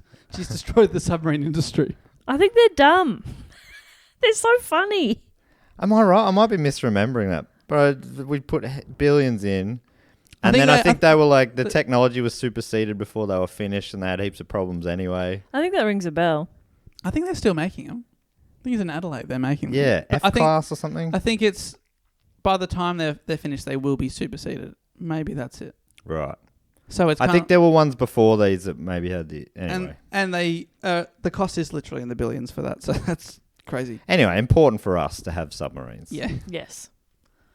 So the hearings... We are girt by sea, Matt. Mhm. So best to protect our sea, of which we are girt. Yes. You got to protect that gird. I reckon if we were smart, we would have built huge wooden flying boats. Yes. If we were smart. If we were smart, but we're not. Well, you Bloody said Lucky country, not the smart country. Yeah, those clowns up in Canberra don't know bloody for their heads from their bums. Yeah. Is that a saying? Yeah, I reckon. Imagine approaching the microphone with the wrong end. Thanks for coming here today. I leave in the wrong end of the microphone. You might not have picked that up, but I said something real funny. Unless you did pick it up and then... Then, well, that Dave probably edited it because of what I actually said was very funny. So he's been called before the Senate committee hearing to explain what happened to the money. At the hearings, Hughes said of the Spruce Goose, quote, not that he called it that, I put the sweat of my life into this thing. I have my reputation rolled up in it. And I have stated several times that if it's a failure, I'll probably leave this country and never come back. And I mean it. Where are you going to go? I don't know. The He hearings goes to Canada and then just looks at America through the window. through a like, powerful telescope. yeah. That he invents. He could see through walls. The hearings were widely publicised, and despite being a billionaire, Hughes was widely seen as the underdog. Yeah, right. He was pretty popular. He knew actions spoke louder than words, so when there was a break in the hearing, he flew to California to continue testing with the Hercules. With members of the press on board and Hughes himself at the helm, in November 1947, the plane finally took off Hey, that's cool. for 27 seconds. Oh, Whoa. no. 3 more seconds. It flew... Thank you. It flew just 70 feet or 25 meters above the water before landing 1 mile later. So it just took off, like just. But I mean, it landed in water. That's what it's meant to do. Yeah, it's a boat. It's That's a the beauty of boat. it. You're like, yeah, that's what we wanted. It's a boat, but if it's really bumpy on the water that day, we can just hover above Yeah, it we'll hover it for a little bit. for a bit. And then we'll come back down and maybe we'll hover again. It'll look like we sort of don't know what we're doing, but that's exactly what we're meant to be doing. It's a bouncy So, boat. Just trust me on this Yeah. one. Everyone's going to be flying bouncy boats soon. Yeah. You just watch. I'm ahead of the curve Yeah. here. You're the idiot. Yeah. No one's there. He's talking he's talking to stuffed animals. The press of all. He's not wearing pants. This guy never wore pants. No. So it flew for less than 30 seconds, and that was the only time that the plane ever flew. Cool. But it didn't matter. Hughes had proved that the plane could technically fly, so the hearings lost steam, and after that, Hughes was seen as vindicated. I love winning on a technicality. Yeah, because they were saying, this thing never flew, and he went, yes, it did. And they had to be like, all right, damn it, this hearing's over. Love It that. flew for 27 seconds. A bit of wind caught underneath it. Well, we were lucky with that gust of wind. Oh, man. Oh, shit. That saved me a lot of money. Well, he later spent millions and millions of dollars over the years keeping the plane in a specially built centre that kept the wood, hydrated and stuff like that. That's what you want for your plane, to need But to it- be in a special place. No, but it never flew again. He also spent millions of dollars getting Owen Brewster, the senator who was seen as the instigator of the hearings, basically get unelected. Oh, so he's... He Oh. won- Smear campaign. He won it. He spent whatever it cost to get someone else elected over him. It was very rare for an incumbent senator to lose their own seat in the primary, so he wasn't even nominated in the next election because Hughes had spent so much money on his opponent. Right. So Oh, he man. ruined that other guy's career. Far out. Yeah. Sick. Yeah. And isn't that wild? Because that sucks. Yeah, it really That sucks. He wasn't I'm not going to lie to you. He wasn't a great guy. I don't know about this politician, but that does feel like when your democracy is not too strong, when one guy can just spend money and change results, He basically saw no problem that he couldn't throw money out. That was sort of his attitude. which we can't relate to here with Clive Palmer claiming his billion spent bought the election for the government. But anyway, of course he claims that, though. Yeah. Clive's got an episode in him of this show for sure. Yeah, For actually. people who don't know him, he spent some... We'll save this for a possible Yeah, we future should. episode. We should. But he spent a lot of time and money with plans to build Titanic 2 and then a dinosaur The park. dinosaur park, yeah. He bought his way into our parliament as a senator and never really rocked up. But when he did, he drove in Rolls Royces and sports cars and stuff. He once made a compendium of, I think it was a 1,600-page thing of all the things he'd ever said in Parliament, had it bound, had like 3,000 or 4,000 copies made and sent to every other politician and journalist in the country. Why? Just to show that he could. So he spent like hundreds of thousands of dollars on this project, only for people to just throw it in the bin. Oh, what a jerk. Allegedly. I like you if you're listening. $3 million, please. I'll $3 give you a million fact. $3 million and we'll stop trash talking you. I'll take it. Hey, when I said that you built Titanic 2, I'm like, what a legend. That's what What we a all cool wanted. idea. What a cool, great idea. Because the first one was so good. Yeah. So we want another one, please. Just don't change anything. Oh, Dinosaur Park. Yes, please. I love Jurassic Park. If they could not kill me, that would be ace, but I love Titanic. Can we make them clever girls a little less clever? In 1948, Hughes bought a controlling interest in RKO Pictures Corporation. Hughes was staunchly anti-communist, and after he acquired the corporation, production was shut down for 6 months, during which time investigations were conducted on each employee as far as their political leanings were concerned. what? If he suspected that someone was communist, he fired them or scrapped their films. What? Yeah, there was a whole period in Hollywood where a lot of people got blacklisted for Blacklisted. having Oh, yeah. possible links. Was this McCarthyism? Yeah, that's that era. This What is exactly movie that. is about that? Billy Madison? Yes. Billy Madison covers this very topic. Yeah. Conditioner is better. Stop looking at me, Swan. Yeah, I think that was... He was sort of acting out there. Yeah, It was an allegory. Yeah. It's like the Animal Farm of Adam Sandler films. Veronica Vaughn, she was sort of like the Trotsky. And then you've got the bus driver, played by Chris Farley. He was more of your whoever McCarthy is. And then when he said, that Veronica Vaughn is one fine piece of ace, that was sort of some sort of comment on on a thing. Yeah. We've written a thesis on it. Yeah, but we don't want to release it yet because it's pretty damning. It's very damning and quite sexy. It is very sexy. It's a really sexy Has it been thesis. sealed? Yeah, it does. It's a There's a sealed still section in the section. middle where every question that Jess got right, I took off a piece of clothing. She didn't get any right, but, it alludes to possible nipples. Yeah. Wow. Did you wear a Howard Hughes design bra? Everyone's got nipples below their shirt, if you know what I mean. Really? Starting to feel like I'm losing it. If you know what I mean. Some of us have more than one, if you know what I mean. Oh. Some. Is this our sealed section? This is too hot to put out now. So he started firing people just because he thought they might be communists. He became the first sole owner of a major Hollywood studio since the silent film era, but he sold the shares in 1953. The following year, he bought the whole company back, only to sell it again in 1955. What's he doing? He remained chairman of the board of RKO until 1957 when he left the film industry for good. So Hollywood was behind him from this He's point done. on. He married actress Jean Peters in 1957.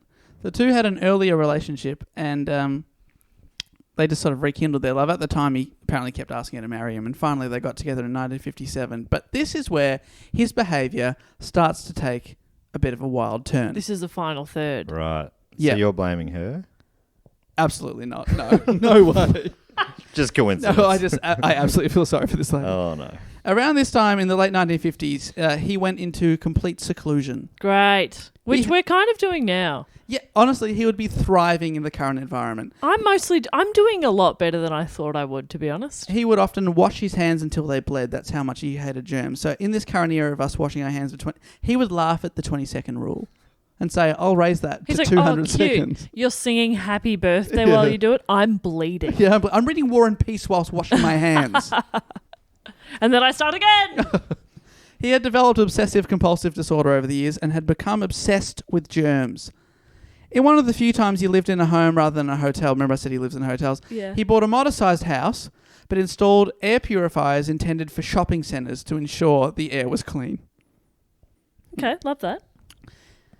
But then in the 50s he began to be surrounded by AIDS, and rather than go out... That he would have hated that. Oh, yeah. Not that AIDS are a germ, but, it's still some sort of sickness, isn't it? I'm not a scientist, but I think AIDS is bad. I believe AIDS is bad.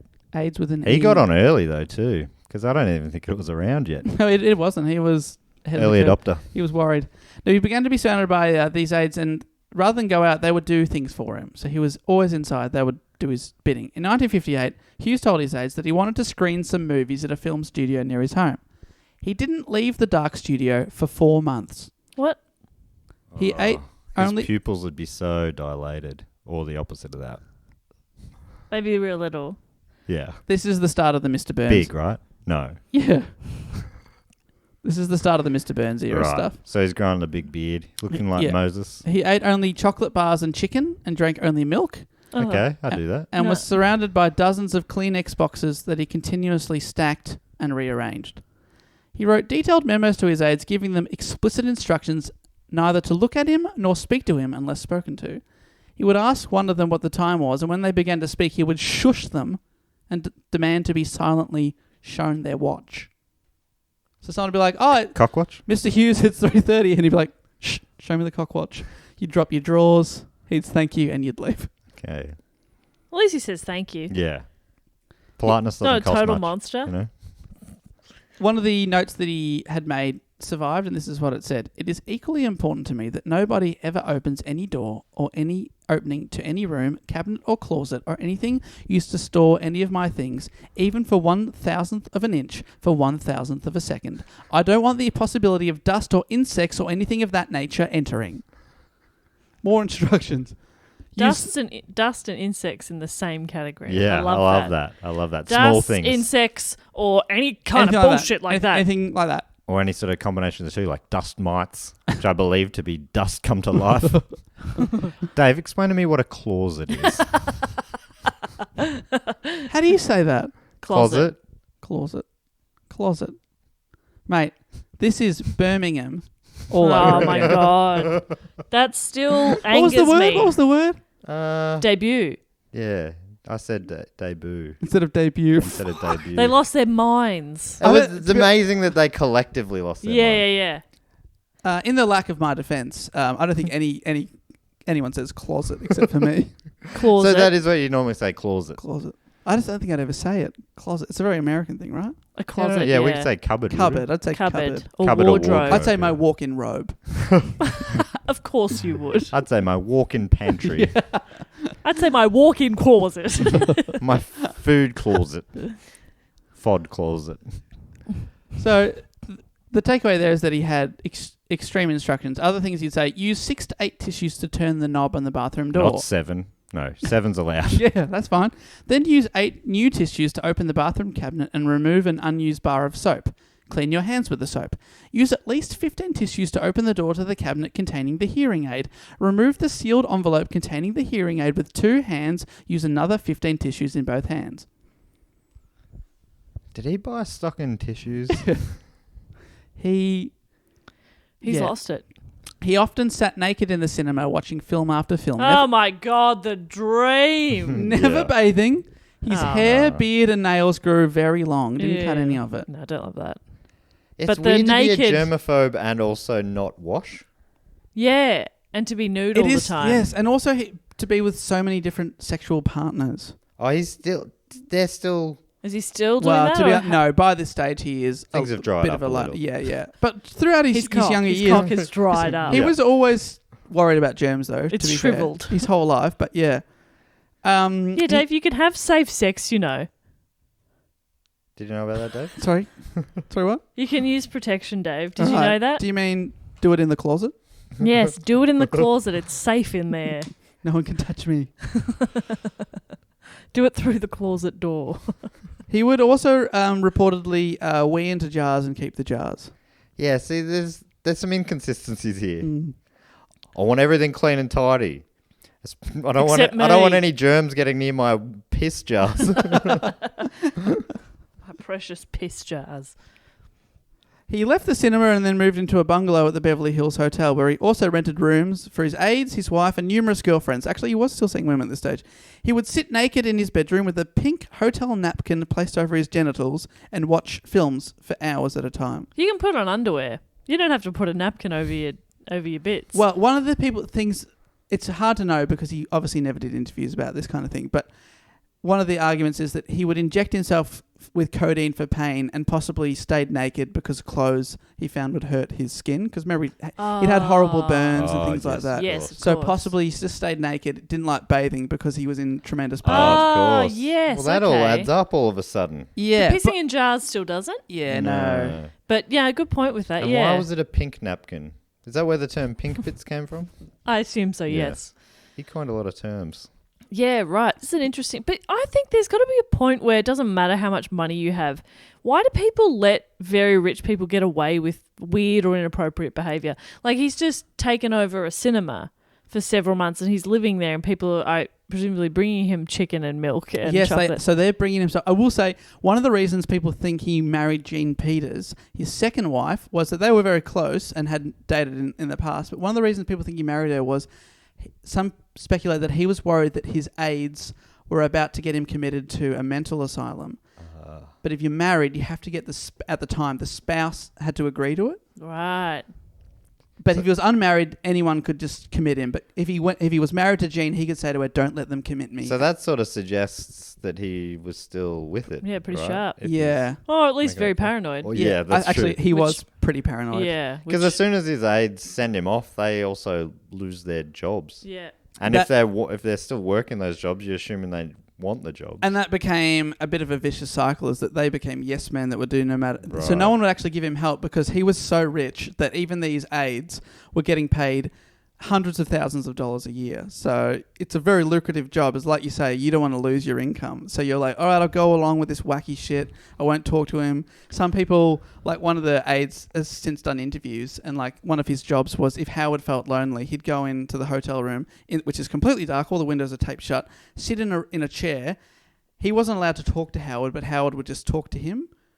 And that was his job. He'd sit there for hours. Howard would talk to him, and then he'd leave. So he wouldn't even respond? No, he wasn't allowed to respond. He Oh, just that's wanted great. someone to Just talk put to. a podcast in. Yeah. Sit there. No worries. So, and that was one of the things that people would ask these strange requests, and they're like, "Well, he's the man with the money. We got to keep this dream going, baby." Yeah, right. But I mean, if you don't want the other person to answer, just talk out loud. There doesn't have to be someone there.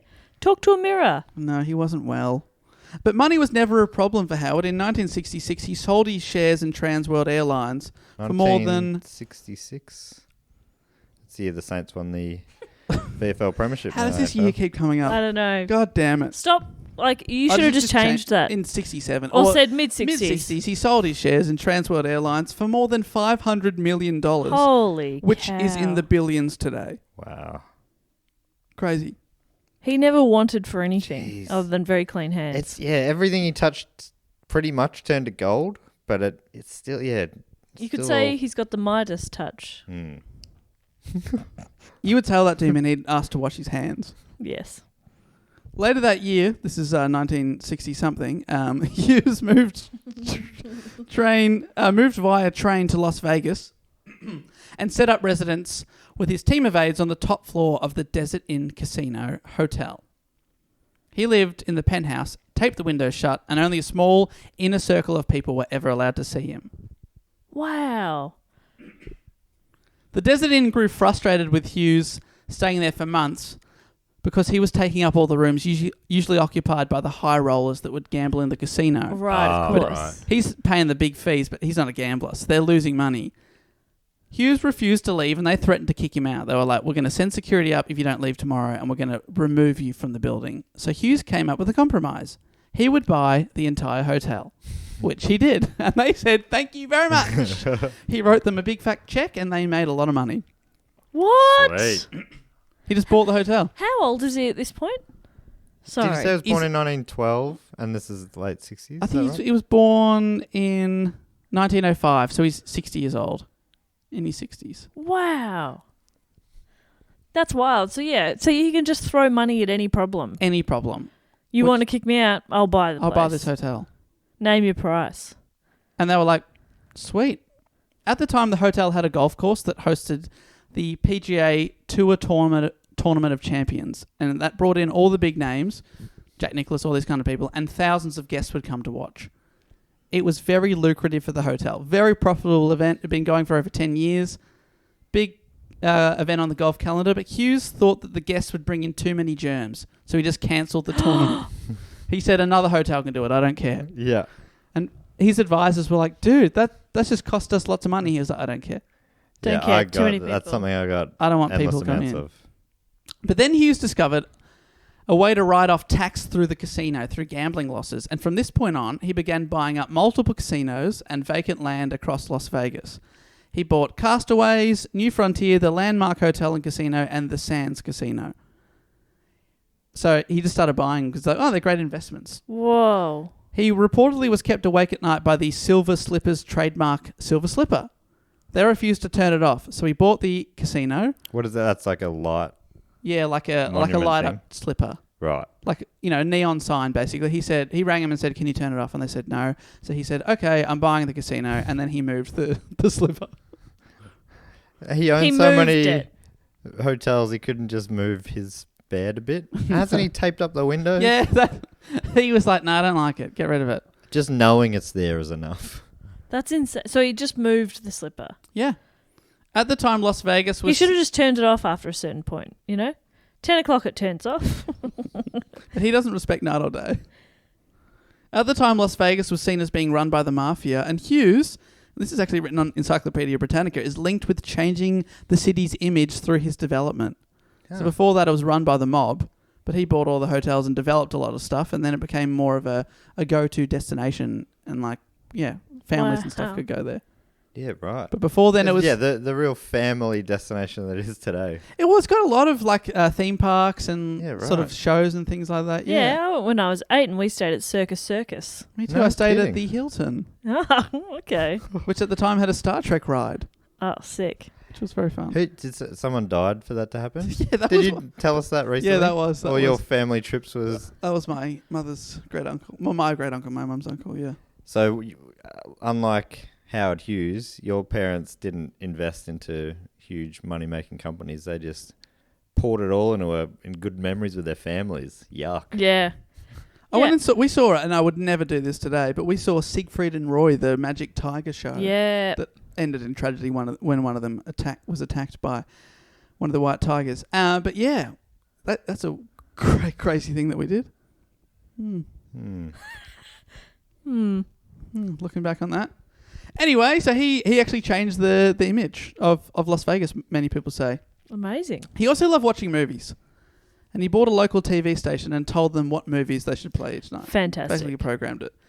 It is reported that if he fell asleep during one, he would call up the station and ask them to start it again. No. So other people at home would And be they'd like... say, no.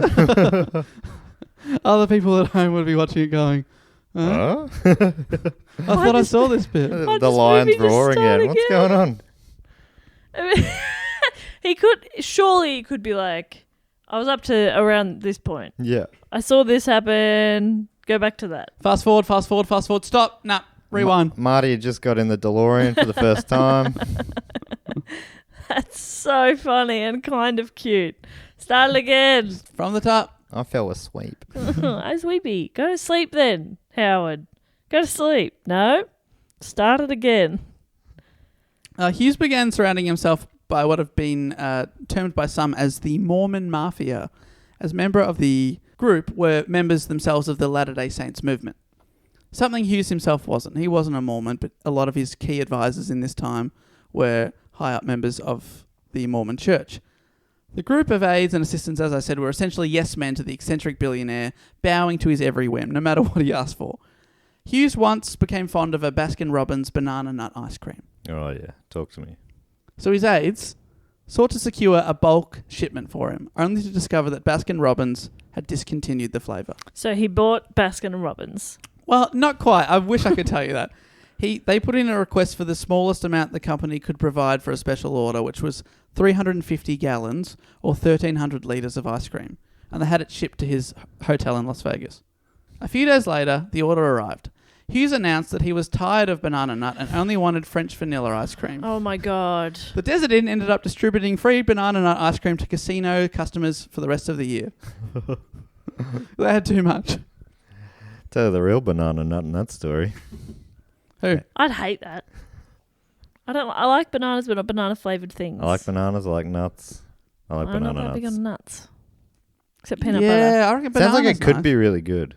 I like banana ice cream, maybe. Barney banana, popsicles. Yum yum. Yum yum. Guess we'll never know because they discontinued it. Damn it. That's so funny. And then he goes from banana nut to French vanilla. Surely you've got to love that, Dave. You love plain foods. I love ice cream. I really love it. Yeah, fair enough. So much. Gonna have some after this. I think the last time I had it was when we had an ice cream date, Dave. You haven't had it since then? Over a year. Maybe 2 years. Maybe. No, when did you? Are you talking about Adelaide? Yeah, I can't remember. Oh wait, Adelaide? Yeah, I know Perth. Perth. That wasn't that long ago. Yeah, that was less than a Oh, year ago. right. Yes, we were quite drunk at the time. Drunken ice cream. What a great time that was. Yeah, I heard you coming because I was back at the apartment. David. I was drunk. Oh, baby, this ice cream's amazing. Keep it down in there. Just me and a whole lot of banana nut, am I right? David's banana nutting in that waffle cone. Oh. I don't even want to clarify now. Yeah, let's leave it. Leave it to everyone's imagination. Wait, there's no imagination left. Anyway. All right, we're nearly there for Howard Hughes. In 1970, his wife, Jean Peters, filed for divorce after not having seen her husband in over 3 years. Yeah, right. That's fair, I reckon. Jean Peters is a great name. Great name. Did she... I don't know her work. She was a famous Hollywood actress, Yeah. at the time. Yeah, right. This is a wild story. And she got a big alimony payout. She just got paid a certain amount for the rest of her life and then went on to marry another man. So hopefully she was a bit happier. Another man, eh? Mm. In fact, so she hadn't seen him in 3 years. In fact, no one had really seen Howard Hughes for years. So people started to speculate that he was in fact dead and that people were pretending he was alive to keep control of his assets. Ah. That makes sense, Yep. potentially. In 1972, author Clifford Irving claimed that he had co-written an autobiography with Howard Hughes. This was a lie, but Hughes was such a recluse that he didn't come out and say that the letters Irving had released, reportedly signed by Hughes, were in fact fake. Wow. It was enough to get Irving hundreds of thousands of dollars in an advance from a book publisher. Oh. So big money. That's Yeah. a sweet scam. Eventually, to prove that he was alive and that Irving was lying, Howard Hughes agreed to a press conference over telephone with reporters who he had known from years earlier and that could therefore verify that they were talking to the real Hughes. Right, yeah. So they recognised his voice, but What's also... your favourite colour? They actually did ask him questions about stuff like that to verify that it was not someone doing an impression of him. Wow. Irving, the author, was convicted for fraud and spent 1.5 years in jail. All right, not the best scam after all. Well, he later wrote a best-selling book about this called The Hoax, and that was made into a Richard Gere film in 2006. What? Pretty Woman. Yeah, it was a rewrite, but He still claims the it. bones of it are there. In his last years, Howard Hughes and his crew moved from penthouse to penthouse all around the world. But no one ever saw him. They would sort of ship him in at night, go straight to the room, blacked out curtains. No one was allowed to see him. But sadly, all good things must come to an end. And years of injecting codeine and never leaving your bed sure do take its toll. Yeah. On April 5th, 1976, Hughes lay unconscious and probably dying, and his personal doctor was called. But instead of treating him, the doctor spent 2 hours shredding documents. Oh, no. Oh, my God. Apparently, many documents were shredded by his entourage that day. It's not clear if they were protecting him or themselves or both. Oh, jeez. 4 hours after the doctor... You call the doctor. You've got, Dad, he's in a bad way. The doctor comes in, pulls out his briefcase, has inside of it a shredder. He puts on gloves to start A shredding. stethoscope. I need 4 cc's. Stat. He's just shredding. 4 hours after a doctor was called, Howard Hughes was put on a plane back to Houston, his hometown. Flying or floating? He was flying. Both. Perhaps fittingly for the once great aviator, he died as the plane was landing in Houston. Howard Hughes was 70 years old. Wow. He was apparently so unrecognisable that his fingerprints were required to identify the body. Wow. His nails, beard and hair were all long, and despite being 6'4" tall, he only weighed 90 pounds or 41 kilos. Oh. Shit. There was not much left. Jeez, he wasn't eating too much of that French vanilla. Yeah. Chicken and milk and chocolate. Yeah. Jeez, that is tiny. He was Yeah. malnourished and covered in bed sores because he hadn't really left bed in years. X-rays revealed 5 broken off hypodermic needles in his arms that had snapped off whilst he was injecting himself. Jesus. So he was very unhealthy. And his kidneys, which they put it down to kidney failure, were apparently basically non-existent by the time he died. Whoa. He was buried next to his parents all those years later, 50 Oh, years shit. after Yeah, they because died. they died when he was so young. Wow. So what happened to his money? He was worth $2.5 billion when he died, which is $11 billion today, and was the richest man in America at the time. No kids, so... No kids. Yep. No wife then. Yeah, She 2 left. divorced wives. And, So where does it go? he was one of the richest men in the world and the richest in America. Approximately 3 weeks after Hughes' death, a handwritten will was found on the desk of an official of the Church of the Jesus Christ of the Latter-day Saints in Salt Lake City, Utah. This is called the Mormon Will, people have referred to it as, which gave $1.5 billion to various charitable organizations, including $600 million to the Howard Hughes Medical Institute, nearly $500 million to the upper management in Hughes companies and to his aides, so they got a Okay. lot of the cut, $150 million to his first cousin, William Loomis, and $150 million split equally between his 2 ex-wives, Ella Rice and Jean Peters. That's cool.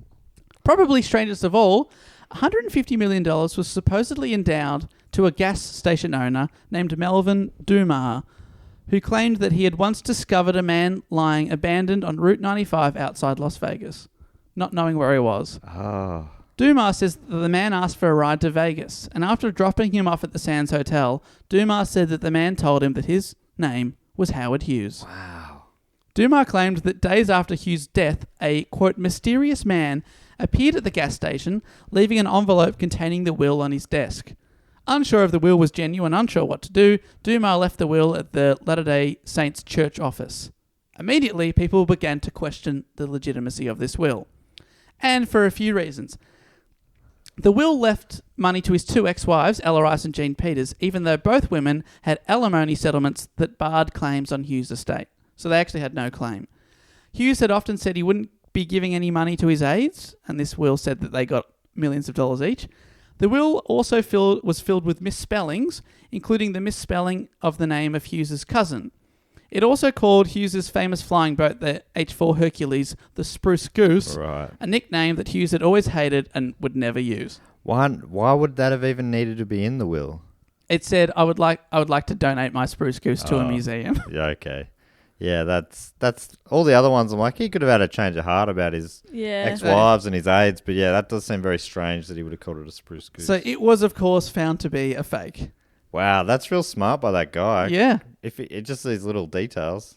Hughes had died without a valid will, and most of the money went to the Howard Hughes Medical Institute, which he had founded, which he'd put money into, but a lot of people have later come out and said that was probably just a tax write-off. But in the years since, they've had millions and millions of dollars and have done actual good medical research. Cool. And most of it went to his distant relatives. According to the Wall Street Journal, around 1,000 people have benefited from the estate, including 200 of Hughes' distant relatives. Wow. After liquefying many of his assets, they collectively were awarded $1.5 billion. Whoa. So that's all make all of them rich. Yeah, so even if they all got an equal share, which you wouldn't, over 1,000 people, that averages out to be $1.5 million each Wow. in the 70s. Holy shit. Imagine being a Great distant phone call to relative. get. Yeah. You don't even know you're related to this guy and you just get $1 million. And Yeah. that's sort of loosely what the movie King Ralph was based on. Yeah. And that is the end of my report. That's Great how Matt report. ends it. It's a great report. Well done, Dave. What a wild story. I knew nothing. Yeah, I wanted to talk about him for a while because he is so eccentric. And I must say, after researching, watching a couple of documentaries and stuff like that, he was, like, some of the stuff he did is absolutely crazy and eccentric. But then I was also disappointed to find out that he didn't seem like a very nice man. Yeah, that is a bit disappointing. Yeah. You want him to be a bit of a kook, Yeah, I but want him to be well-meaning. eccentric but fun. Yeah. Because that's Fine the stuff line. that when I first discovered this on Wiki all those years ago, I'd read about him locking himself in the cinema and only eating chicken for 4 months. I'd be like, that's really funny. But he was psychologically affected and also, before that, just pretty rich and didn't treat people very kindly. Yeah. Yeah, like someone who got rich when they were 19 Totally. Was born rich anyway. and parents had died and, like, obviously a rough... Yeah, you can sort of... There's a lot of things to overcome there. Yeah, absolutely. It's difficult. Well, fantastic report. And as always, for first-time listeners, you won't know, but long-term listeners will know that I always finish the report by tying it back to the film King Ralph. I'm so sorry about that. Don't you apologise, Dave. No, it's just, you said that and I don't even know the film King Ralph, to be honest. John Goodman, he's American. The whole British monarchy is reunited for a big photo. The photo cables go through water and electrocutes and kills the whole British monarchy. So That's pretty funny. the throne goes to a distant relative who is an American man played by John Goodman called Ralph, and he becomes King Ralph. I love it. Yeah. That's just so crazy it might work. Yeah, it's pretty great. I saw it at the cinemas. It's one of the first films I ever saw at the movies. Real good time. All right. That brings us to everyone's favourite segment of the show, which is the fact, quote, or question segment. I think the jingle goes something like this, Jeff. Fact, quote, or question. Ding. And the way this works is, if you support us at patreon.com/dogoonpod, there's a bunch of different levels you can get different rewards on. This one is if you get on board the Sydney Scheinberg, rest in peace, Deluxe Memorial Edition level. And this one gets you a bunch of things, including 2 bonus episodes a month, which is also included on the DB Cooper and above levels. That's right. We also just released 5 bonus episodes this month for April, March, we put out, getting ahead of ourselves, we put out our Dungeons and Dragons special series, Dugo D&D, that we did with Adam Carnevale. Adam Carnevale. From Sanspants. So if you're interested in hearing that, if you pledge right now, you can hear us play Dungeons and Dragons for the first time across 4 episodes. That was fun. Very fun. That's right. But on the Sydney Scheinberg Deluxe Memorial level, you get to give us a fact, a quote, or a question. You also get to give yourself a title, and I'm going to go through 2 of those right now. The first is the gentleman, Odie Matthews, who's given himself the title of CEO of not knowing what a CEO does. Yeah. And he's asked a question. Oh, this is interesting. I don't read these until I read them, which makes sense if you think about it. But we were talking about this before. He says, you mentioned a North America tour coming hopefully soon. Oh, so sorry, Odie. Oh, Odie. I think you wrote this before COVID hit. That scampy little tiger. Was that on this episode we were talking about that? Okay, great. So he writes, you mentioned a North American tour coming hopefully soon. Yeah, October. So I was curious, is there any American restaurants you've heard about that you're excited to try? Oh, Dave, this is right up your alley. Well, I must say, I was very lucky to go to LA for a week in November last year, and I was stoked to try In-N-Out Burger. Oh, yeah, that's people love that. It was very good. They did a pop-up In-N-Out Burger in Melbourne last year, and there was like people queuing up around the block. Yeah. I'm like, you guys are maniacs. Do you remember people doing that when Krispy Kreme opened here? It's People lining up around the blocks, coming out with multiple 24 packs of donuts. It's like, you don't need that. I never get it. I never understand. Even like people do that when a new gaming console or phone comes out. It's like, there'll be no line for this tomorrow. Yeah, I never understand that. I've got to be first. Or I've got to get 48 donuts. Why? Are you having 48 friends over? Not anymore. Yeah. I must say, I loved trying In-N-Out Burger. I had taco. Is that the square one? I was listening to a podcast where people were talking about American burgers, and one of them comes in squares. It wasn't this one. No, this was just like I got a double beef patty. There's only 3 options for burgers, I believe. I don't know what the veggie option was, if they had one, to be honest. But yeah, and he had fries, and it was like in a diner style thing, which was really cool. And then you get the world's biggest soft drink container. Of course. And you get to fill it up. It's a fucking tub. Yeah, right. But I also tried Taco Bell for the first time, which we've just recently opened up one in Australia. Oh, how was it? Yeah, I loved it. Cheesy Gordita Crunch. I'm all about them. Was it? How does it compare to Taco Bill's? It's more like takeaway stuff, Right. like fast foody on the go. But it was very cheap and very, very yummy. Yeah. Yeah. I don't know if I have an answer for this one. No, I don't think I do. I'm supposed to be going to Hawaii in August. That's probably not going to happen. Yeah, I'll be in Edinburgh. We'll maybe go to the airport together. Yeah, that could be sweet. I'll give you a lift. Oh, I was going to Africa. Had to cancel. I forget. Yeah, all these. I'm going to see Faith No More coming up in Adelaide. Oh, that's probably not happening. That's not going to happen. Damn it. Oh well, it's all for the greater good. That's right. Of course. If we all stay home and shut down now, hopefully next year. And we can us not getting to have holidays is very low down on a list of problems. Like, this is not going to age well if things get real bad. And Totally. we're like, going, oh, come. Yes, we aren't really complaining that much. But no, but that's the thing too, and that's what I've been saying to people, like when they do go, oh, I've had to cancel this or that. I'm like, you're allowed to be disappointed by that. Of course you are. You're a human being. Nobody could see this coming. You're allowed to go, well, that sucks, but you don't go, oh, the world is ending because of me. You know, like, fuck you. But you're allowed to still be a bit disappointed by it. I haven't heard anyone doing that second one. Have people been going like that? God, Yeah. you've really ignored my social media. Yeah, Dave has been... I was going to get a pie and I can't get a pie. I wish Odie hasn't suggested any himself, but he does finish the question by saying, maybe some you've heard are terrible and that makes you also excited to try them. Have you heard of any terrible ones? What are some of the other ones?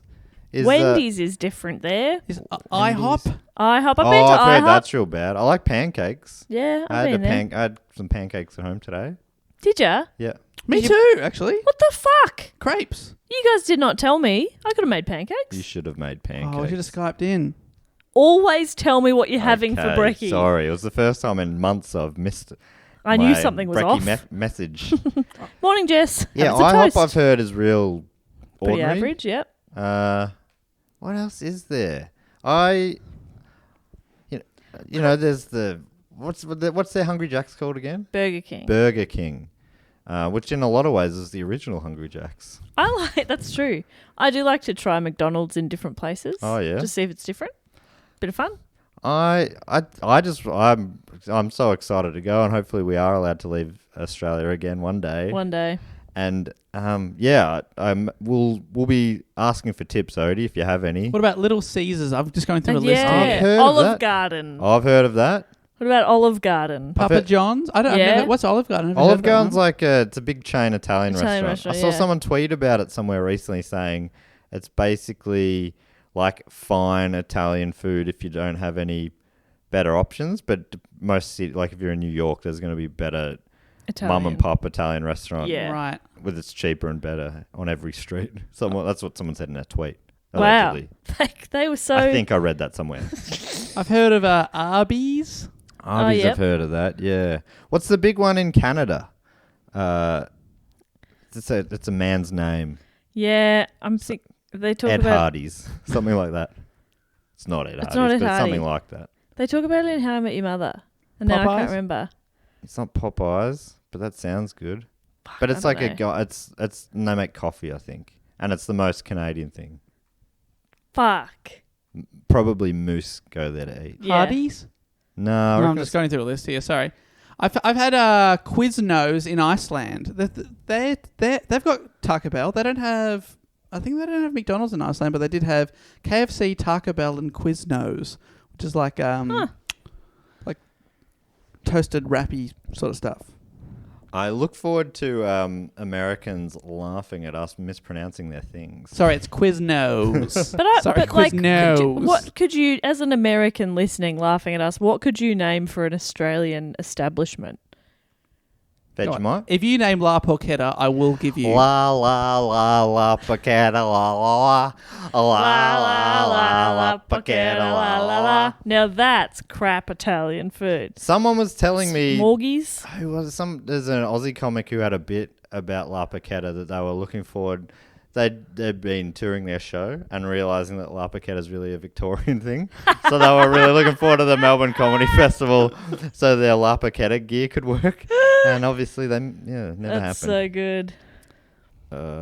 Good on you, Odie. Thanks, Odie. Great and question, sorry. Odie.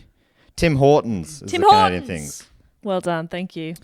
And great question. Yeah, but feel free on the Twitters and social medias, Americans and Canadians. Hit us up with your hot tips on all social Yeah, medias. I actually love that. I really would. Do go on pod, especially leading up to hopefully our 2021 tour. Fingers crossed. It's the year. Although is the curse that should we stop trying? Yeah, let's stop trying. Will we try again and some other even bigger disaster happens? Yeah. instead? We promise we didn't cause this. We'll try one more time. If another disaster happens, Yeah. we'll pull our heads in. We're not making any promises. Like when we've locked something in, we'll let you know. You know? All right, so here is the second one of the fact quota question. It's from Suraj Paris, Siraj. who is such a legend. Well done, Suraj. Who's given himself the title Officer in Charge of Primate's beanie stock monitoring and subsequent disappointment.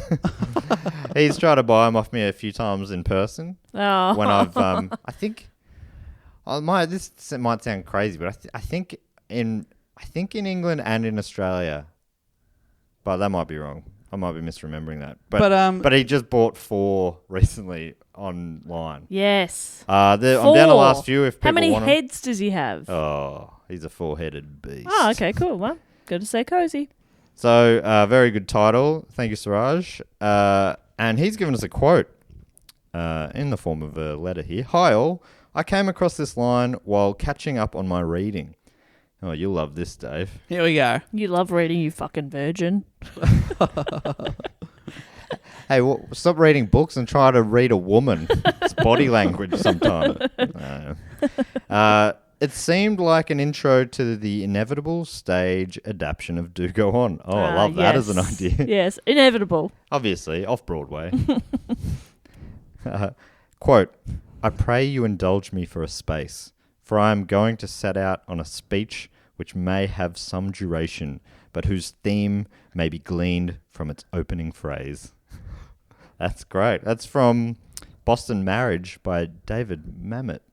We do talk for a fantastic. long Mamet. time. David Mamet, yes. It also features this line, quote, "And we must have a pie. Stress cannot exist in the presence of a pie." Which sounds like one of Dave's lines. I love you, David Mamet. What a guy. I'm surprised he was able to find out 2 lines without swearing, to be honest. Oh, right. Yeah. What's one of his famous works? I've heard the name. Glenn Gary, Glenn Ross. Oh, right. Glenn Gary, Glenn. A, B, C. Always be calm. Finishes by saying, "Keep up the great work." Thank you, Siraj. Thank you, Odie. Thanks, Couple of Odie. fantastic Absolute fact quote or legends. questions. As I say, you can get involved in that if you go to, what am I talking about? Patreon.com/dogoonpod. I mean, all these are links that we're talking about will be in the show And notes. they're both in the section of the Patreon that voted for this topic. Oh, that's right. So another one of the Sydney Scheinberg things you get is 2/3, basically 2 out of 3 topics you get to vote on directly. Which Damn is right. good. But anyone can suggest topics. That's a thing people get confused with sometimes. There's a link in the description. If you got a sick topic that you think, why haven't they done this one yet? Click the link in the show description, and you'll find a form that you can fill out with the suggestion, and also a section where you can say why it's an interesting topic, and that's your chance to really sell it. And I highly recommend doing that because we're running out of good ideas. That's not true. There's so many. There's so many in the hat. There's thousands. But we also love to thank a few more of our Patreons, our great Patreon supporters. And Jess normally comes up with a little game to play here. Jess, what do you reckon this week? We're going to name the 4 things they're the best at. Oh, fantastic. Okay, Best right. in the world. So Hughes had golf, aviation, Yep. Film. cinema, and wealth. Money. He was good at money. Well, he was good at He money. was good at money. Money-making machine. It was kind of outrageous. So we're going to give them the 4 things they're the greatest at. Okay, would you mind if I kick this off? I love that. From Ontario in Canada, I'd love to thank Tommy Brennan. Good on you, Tommy Brennan. What is he the best Tommy at? Brennan. Tommy makes anything a tomato sauce. Do you reckon we should go around the circle and Yeah, say one great. each Yeah. and come back round? Oh, we're doing 3 for each. Okay, yeah, maybe great. 3. Should we go 3 makes sense. that way Yeah, we can you're do right. it. Yeah, okay. So Tommy Brennan is best at, Matt. Tomato sauce drinking. Oh, okay. He can drink, like in a race, he can drink the most litres Wow. or gallons of tomato sauce. Well, similar theme in terms of beverages. He actually makes the best Tommy's margarita as Whoa. voted on by the margarita board. Oh, wow. And what was Tommy's margarita again? It's just it's a type of margarita, man. Whoa. That's cool. It is pretty fucking He's cool. also really, really good at surfing.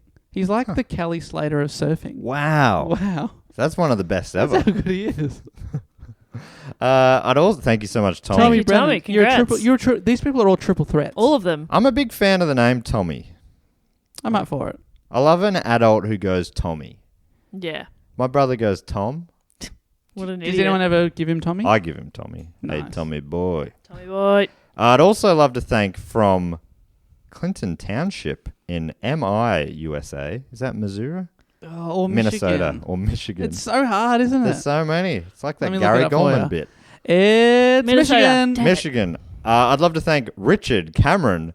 Not the first, not the second, No. but the third. Oh my god. Holy shit, it's Richard Cameron the third. That's Dick the Turd. He did it. And he's good at 3 things. Oh, Oh, wow. Richard, you would be sick of that one, but apologies. Jess, what's he the greatest at? Rock climbing. Whoa, that's a cool thing. Wow, he's also really good at making furniture from wood. Wow. Look Carpentry. Look at a chair. Yeah, and I looked at a picture of Ayers Rock. Okay, so you got rock, Uru. wood. I'll do the third most important element. He can tie Jello snakes into a long line. The longest line. Wow. Jello, rock, wood. Yep, they're the big 3. That's The why big you know three- the 3 little pigs built their houses over there. The big 3 for Rick Cam 3. Rick Cam 3. Thank you very much. Can I thank some people as well? Yes. Please. I would love to thank from California. I was like, what's CA? What does USA stand You for? dumb shit. I would love to thank Jacob Isaac Pastrano. Oh, my God. You sound delicious. Yum. I am hungry. Jacob. All right, Matt, what's Jacob good at? He can make the best coffee. foam art in the world. Oh, sick. He'll do Yeah. like Whoa. personalized portraits. Yeah, he could do anything. Oh, Yeah, wow. it's amazing what I he love can that. do. I worked as a barista for a couple of years, and the best I Really? could do was like a wiggle. Wiggle like the Stinky Jeff. Yeah, wiggle? which one? Yeah, I did a wiggle. Wow, how do you No that's further actually- questions. you made it sound like that's not impressive, but drawing a human wiggle is pretty great. No further questions. Dave, what's he good at? What's He's Jacob really at? good at ballroom dancing. Yes. Like, Whoa. so Like, good. Really good. Like the best in the world good. Yeah. That's great. Yeah. 'Cause Could you he know do how- other kinds of dancing or just strictly ballroom? Well, yeah. Oh, no. Oh, it's strictly ballroom. You know how ballroom dancing's kind of lame until you're incredibly good at it, and then it's impressive. Yeah. But leading up until that, it's like, oh my god, this is so lame. But then when you're very, very good, it's like, wow, that's amazing. Yeah, let's list all our most famous ballroom dancers. You got Paul Mercurio. Damn it. Now you do one. Sonia Kruger, Oh, is she? she's in that film. Oh, is she? Yes, Wow. It's actually a really good film. it is actually. Is that Baz's That's first? Baz. Baz's first and only, in my opinion. Oh, that's his only good one. Yeah, wow. No, I thought Australia was fantastic. I've never seen it. Australia or Strictly I've Ballroom. never seen either of those. I have Oh. seen Romeo and Juliet Mm. and the one where Leonardo DiCaprio pretends to be rich or is rich. The Great Gatsby. Yeah. Actually, I haven't seen The Great Gatsby. I can't I really. don't think I have either. But not a big fan Maybe of I should try watching the film because I could not get through the book of the Gatsby. it. Really? Anyway, we're I not told talking you, about I it. told you all about it. I know, Jess. that's all I need. It was on Book Cheat. We did it.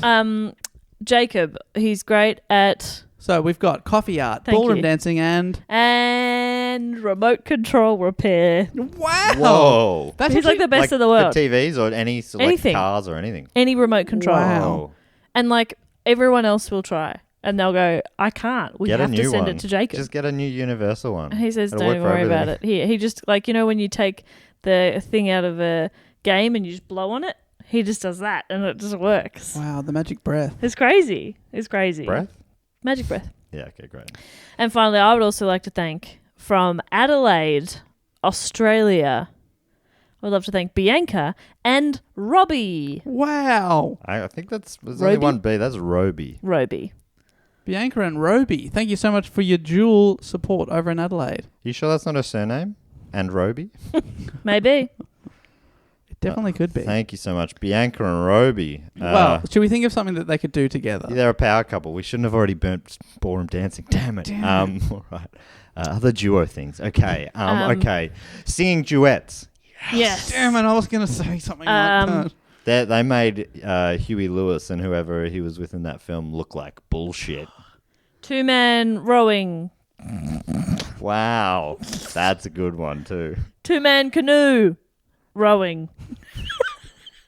They're very good at rowing, but only them. Did I nail it? Or? Yeah, absolutely nailed It's it. actually two-person canoeing. Women can canoe too. I don't believe that's true.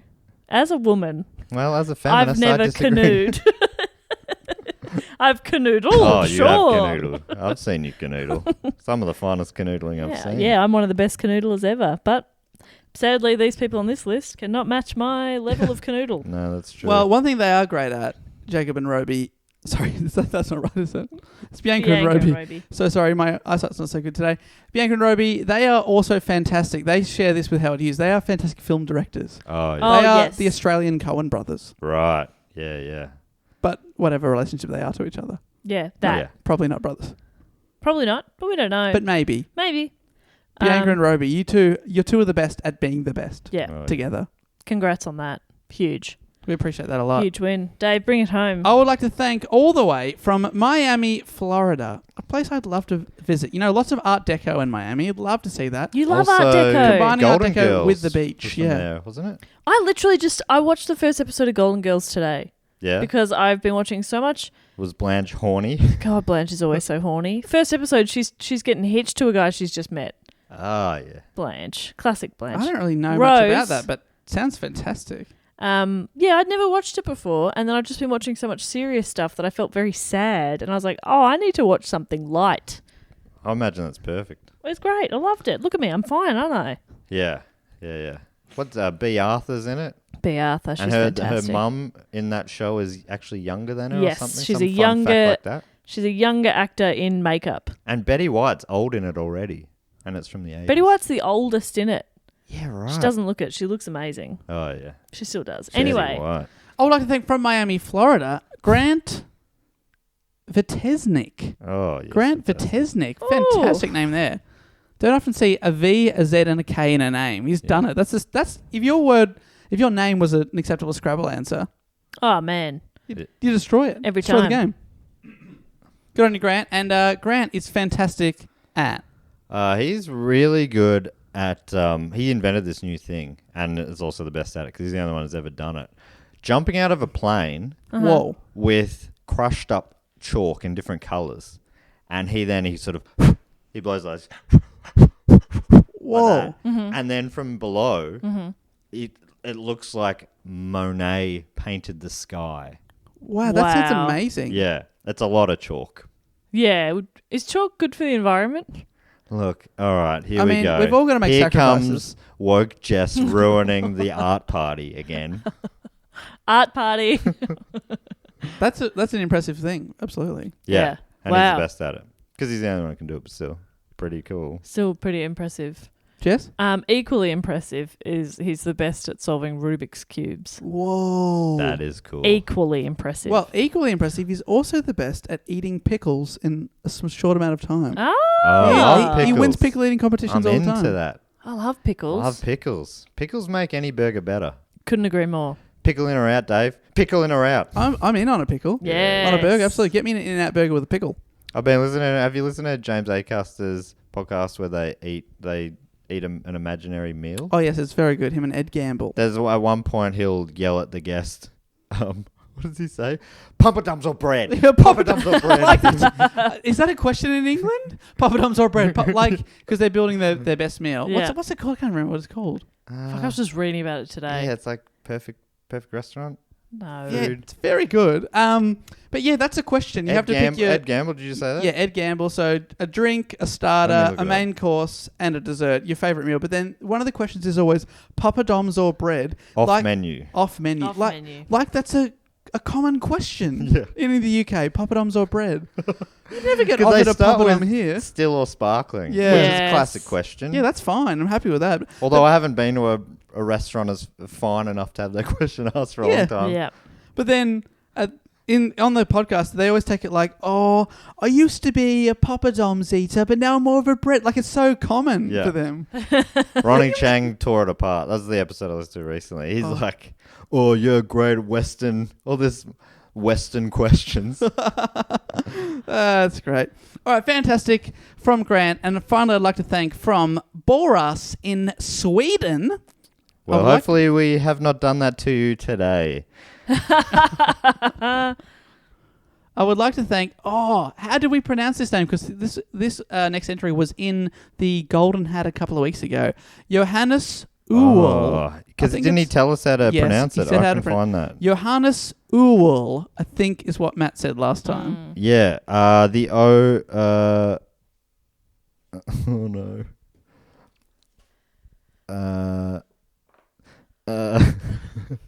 Worth the wait. I'm sure you've This is gonna be good stuff. Just to confirm it as well, probably. Johannes Uhl. The first letter in my last name, the O with the dots, is pronounced like the U in the word burn.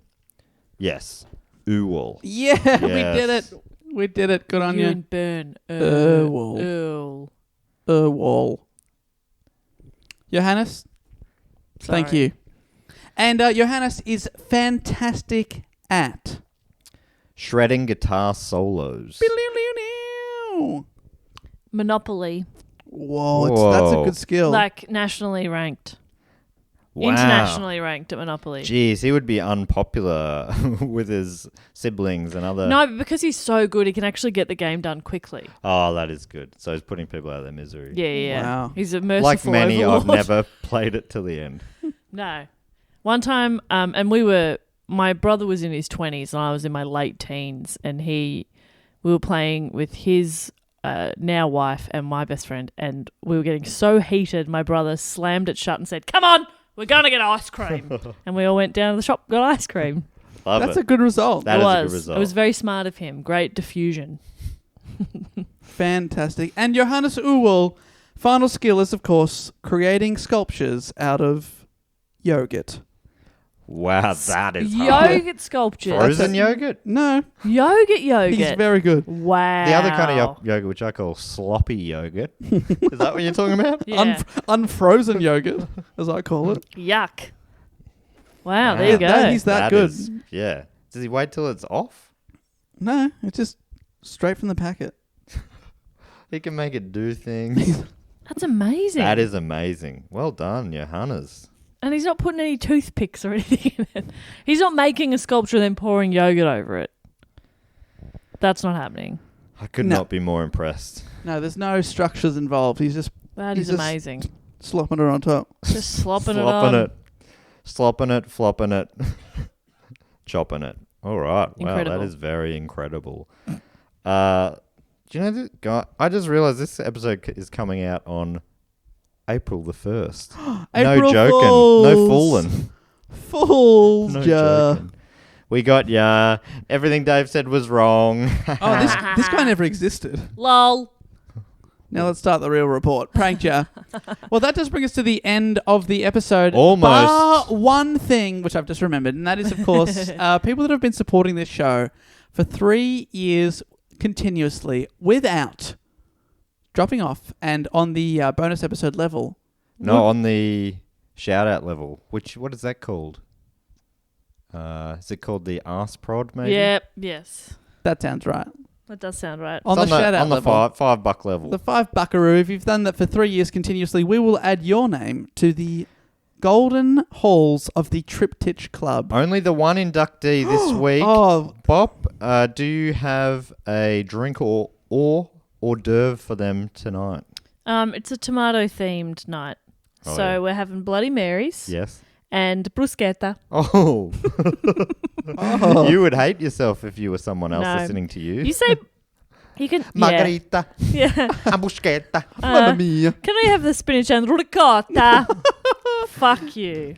I've been tripped up by bruschetta before and bruschetta. One of them's Right. like thin meat and one of them's bread with sauce on it. Is that right? Well, yeah. But I could not Well, tell you which. CH Gun to my head, couldn't tell you which. CH in Italian is k, Yep. and just C by itself is a ch sound. Yep.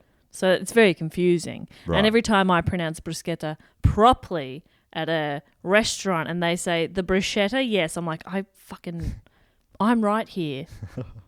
I'm right here. I'm right Don't here. correct me to my face. But the only inductee this week is from that great state, MI. What was it again? Michigan. Michigan. From Lincoln Park. Whoa. Shout out to those who are one step closer to the edge. I'd love to thank Philip Bourgeois. Philip Bourgeois. Who's got one of the great names, of course. Enjoy Tomato Night, as well as everyone else who's already been inducted, which there's tens of you in there already. So that... Different gotta team take- every night. It's Yeah. all feeling a little bit more bourgeois since Yeah, you've yeah. joined. It's so good to have you in there, Phil. Or Philip, sorry. Fabulous, I Philip. don't want to assume that you're comfortable with Phil. You might be a lip. Yeah, you might be a lippy man. A bit lippy, Phil. Well, our bouncers are friendly, but first warning, mate. There will not be a second. First and final, mate. Welcome in, Philip. So good to have you in. And everyone else who's already in the Triptych Club. Of course, you'll know if you are, because you'll be on the special page on our website, which Dave has We're going written to all redo your the names. website. We're going to redo the entire website just for this shitty page, all right? Shitty page? Come on, this is the... Sorry, glitty page, meaning glittery. Behind the velvet Meaning rope. glitterous. Yeah, this is quite glitteral. Okay. I have to go to bed. Yes, well, we should wrap up then. Well, thank you so much for joining us. Get in touch, dogoonpod.com. There's links. There's merchandise. There's Patreon. There's an email there. You can contact us. There's also at dogoonpod on all the social medias. You'll find us. We'll say hi. Yes. It would be a pleasure to see you out there on the World Wide Web. Absolutely. We've got to stay connected. That's what I call it. You guys call it the internet. Is that what the WWW's for? Well, that's the little one that I've come up with. I don't think that's the actual thing, but yeah. There you go. Bit of fun. It helps me remember www. Yeah, right. Is it 4 W's? Is it 2 W's? Well, and as I always stop, I say World Wide Web, and then I type it. Yeah, great. But how many U's is it? It's 8 U's. Oh, Oh my God, what What a does that nightmare. stand for? I don't know. I don't know. HTTP, of course, is hot tamale potatoes. Hot tamale potato. I like it. Yeah. I'll never forget it. Anyway, that's Even though- definitely where we should end as we lose our tiny little minds. I can see my fingernails growing before my eyes. Let's all get in my Spruce Goose and get out of here. Thanks so much for joining us, everybody. And until next week, I'll say thank you and goodbye. Later. Bye.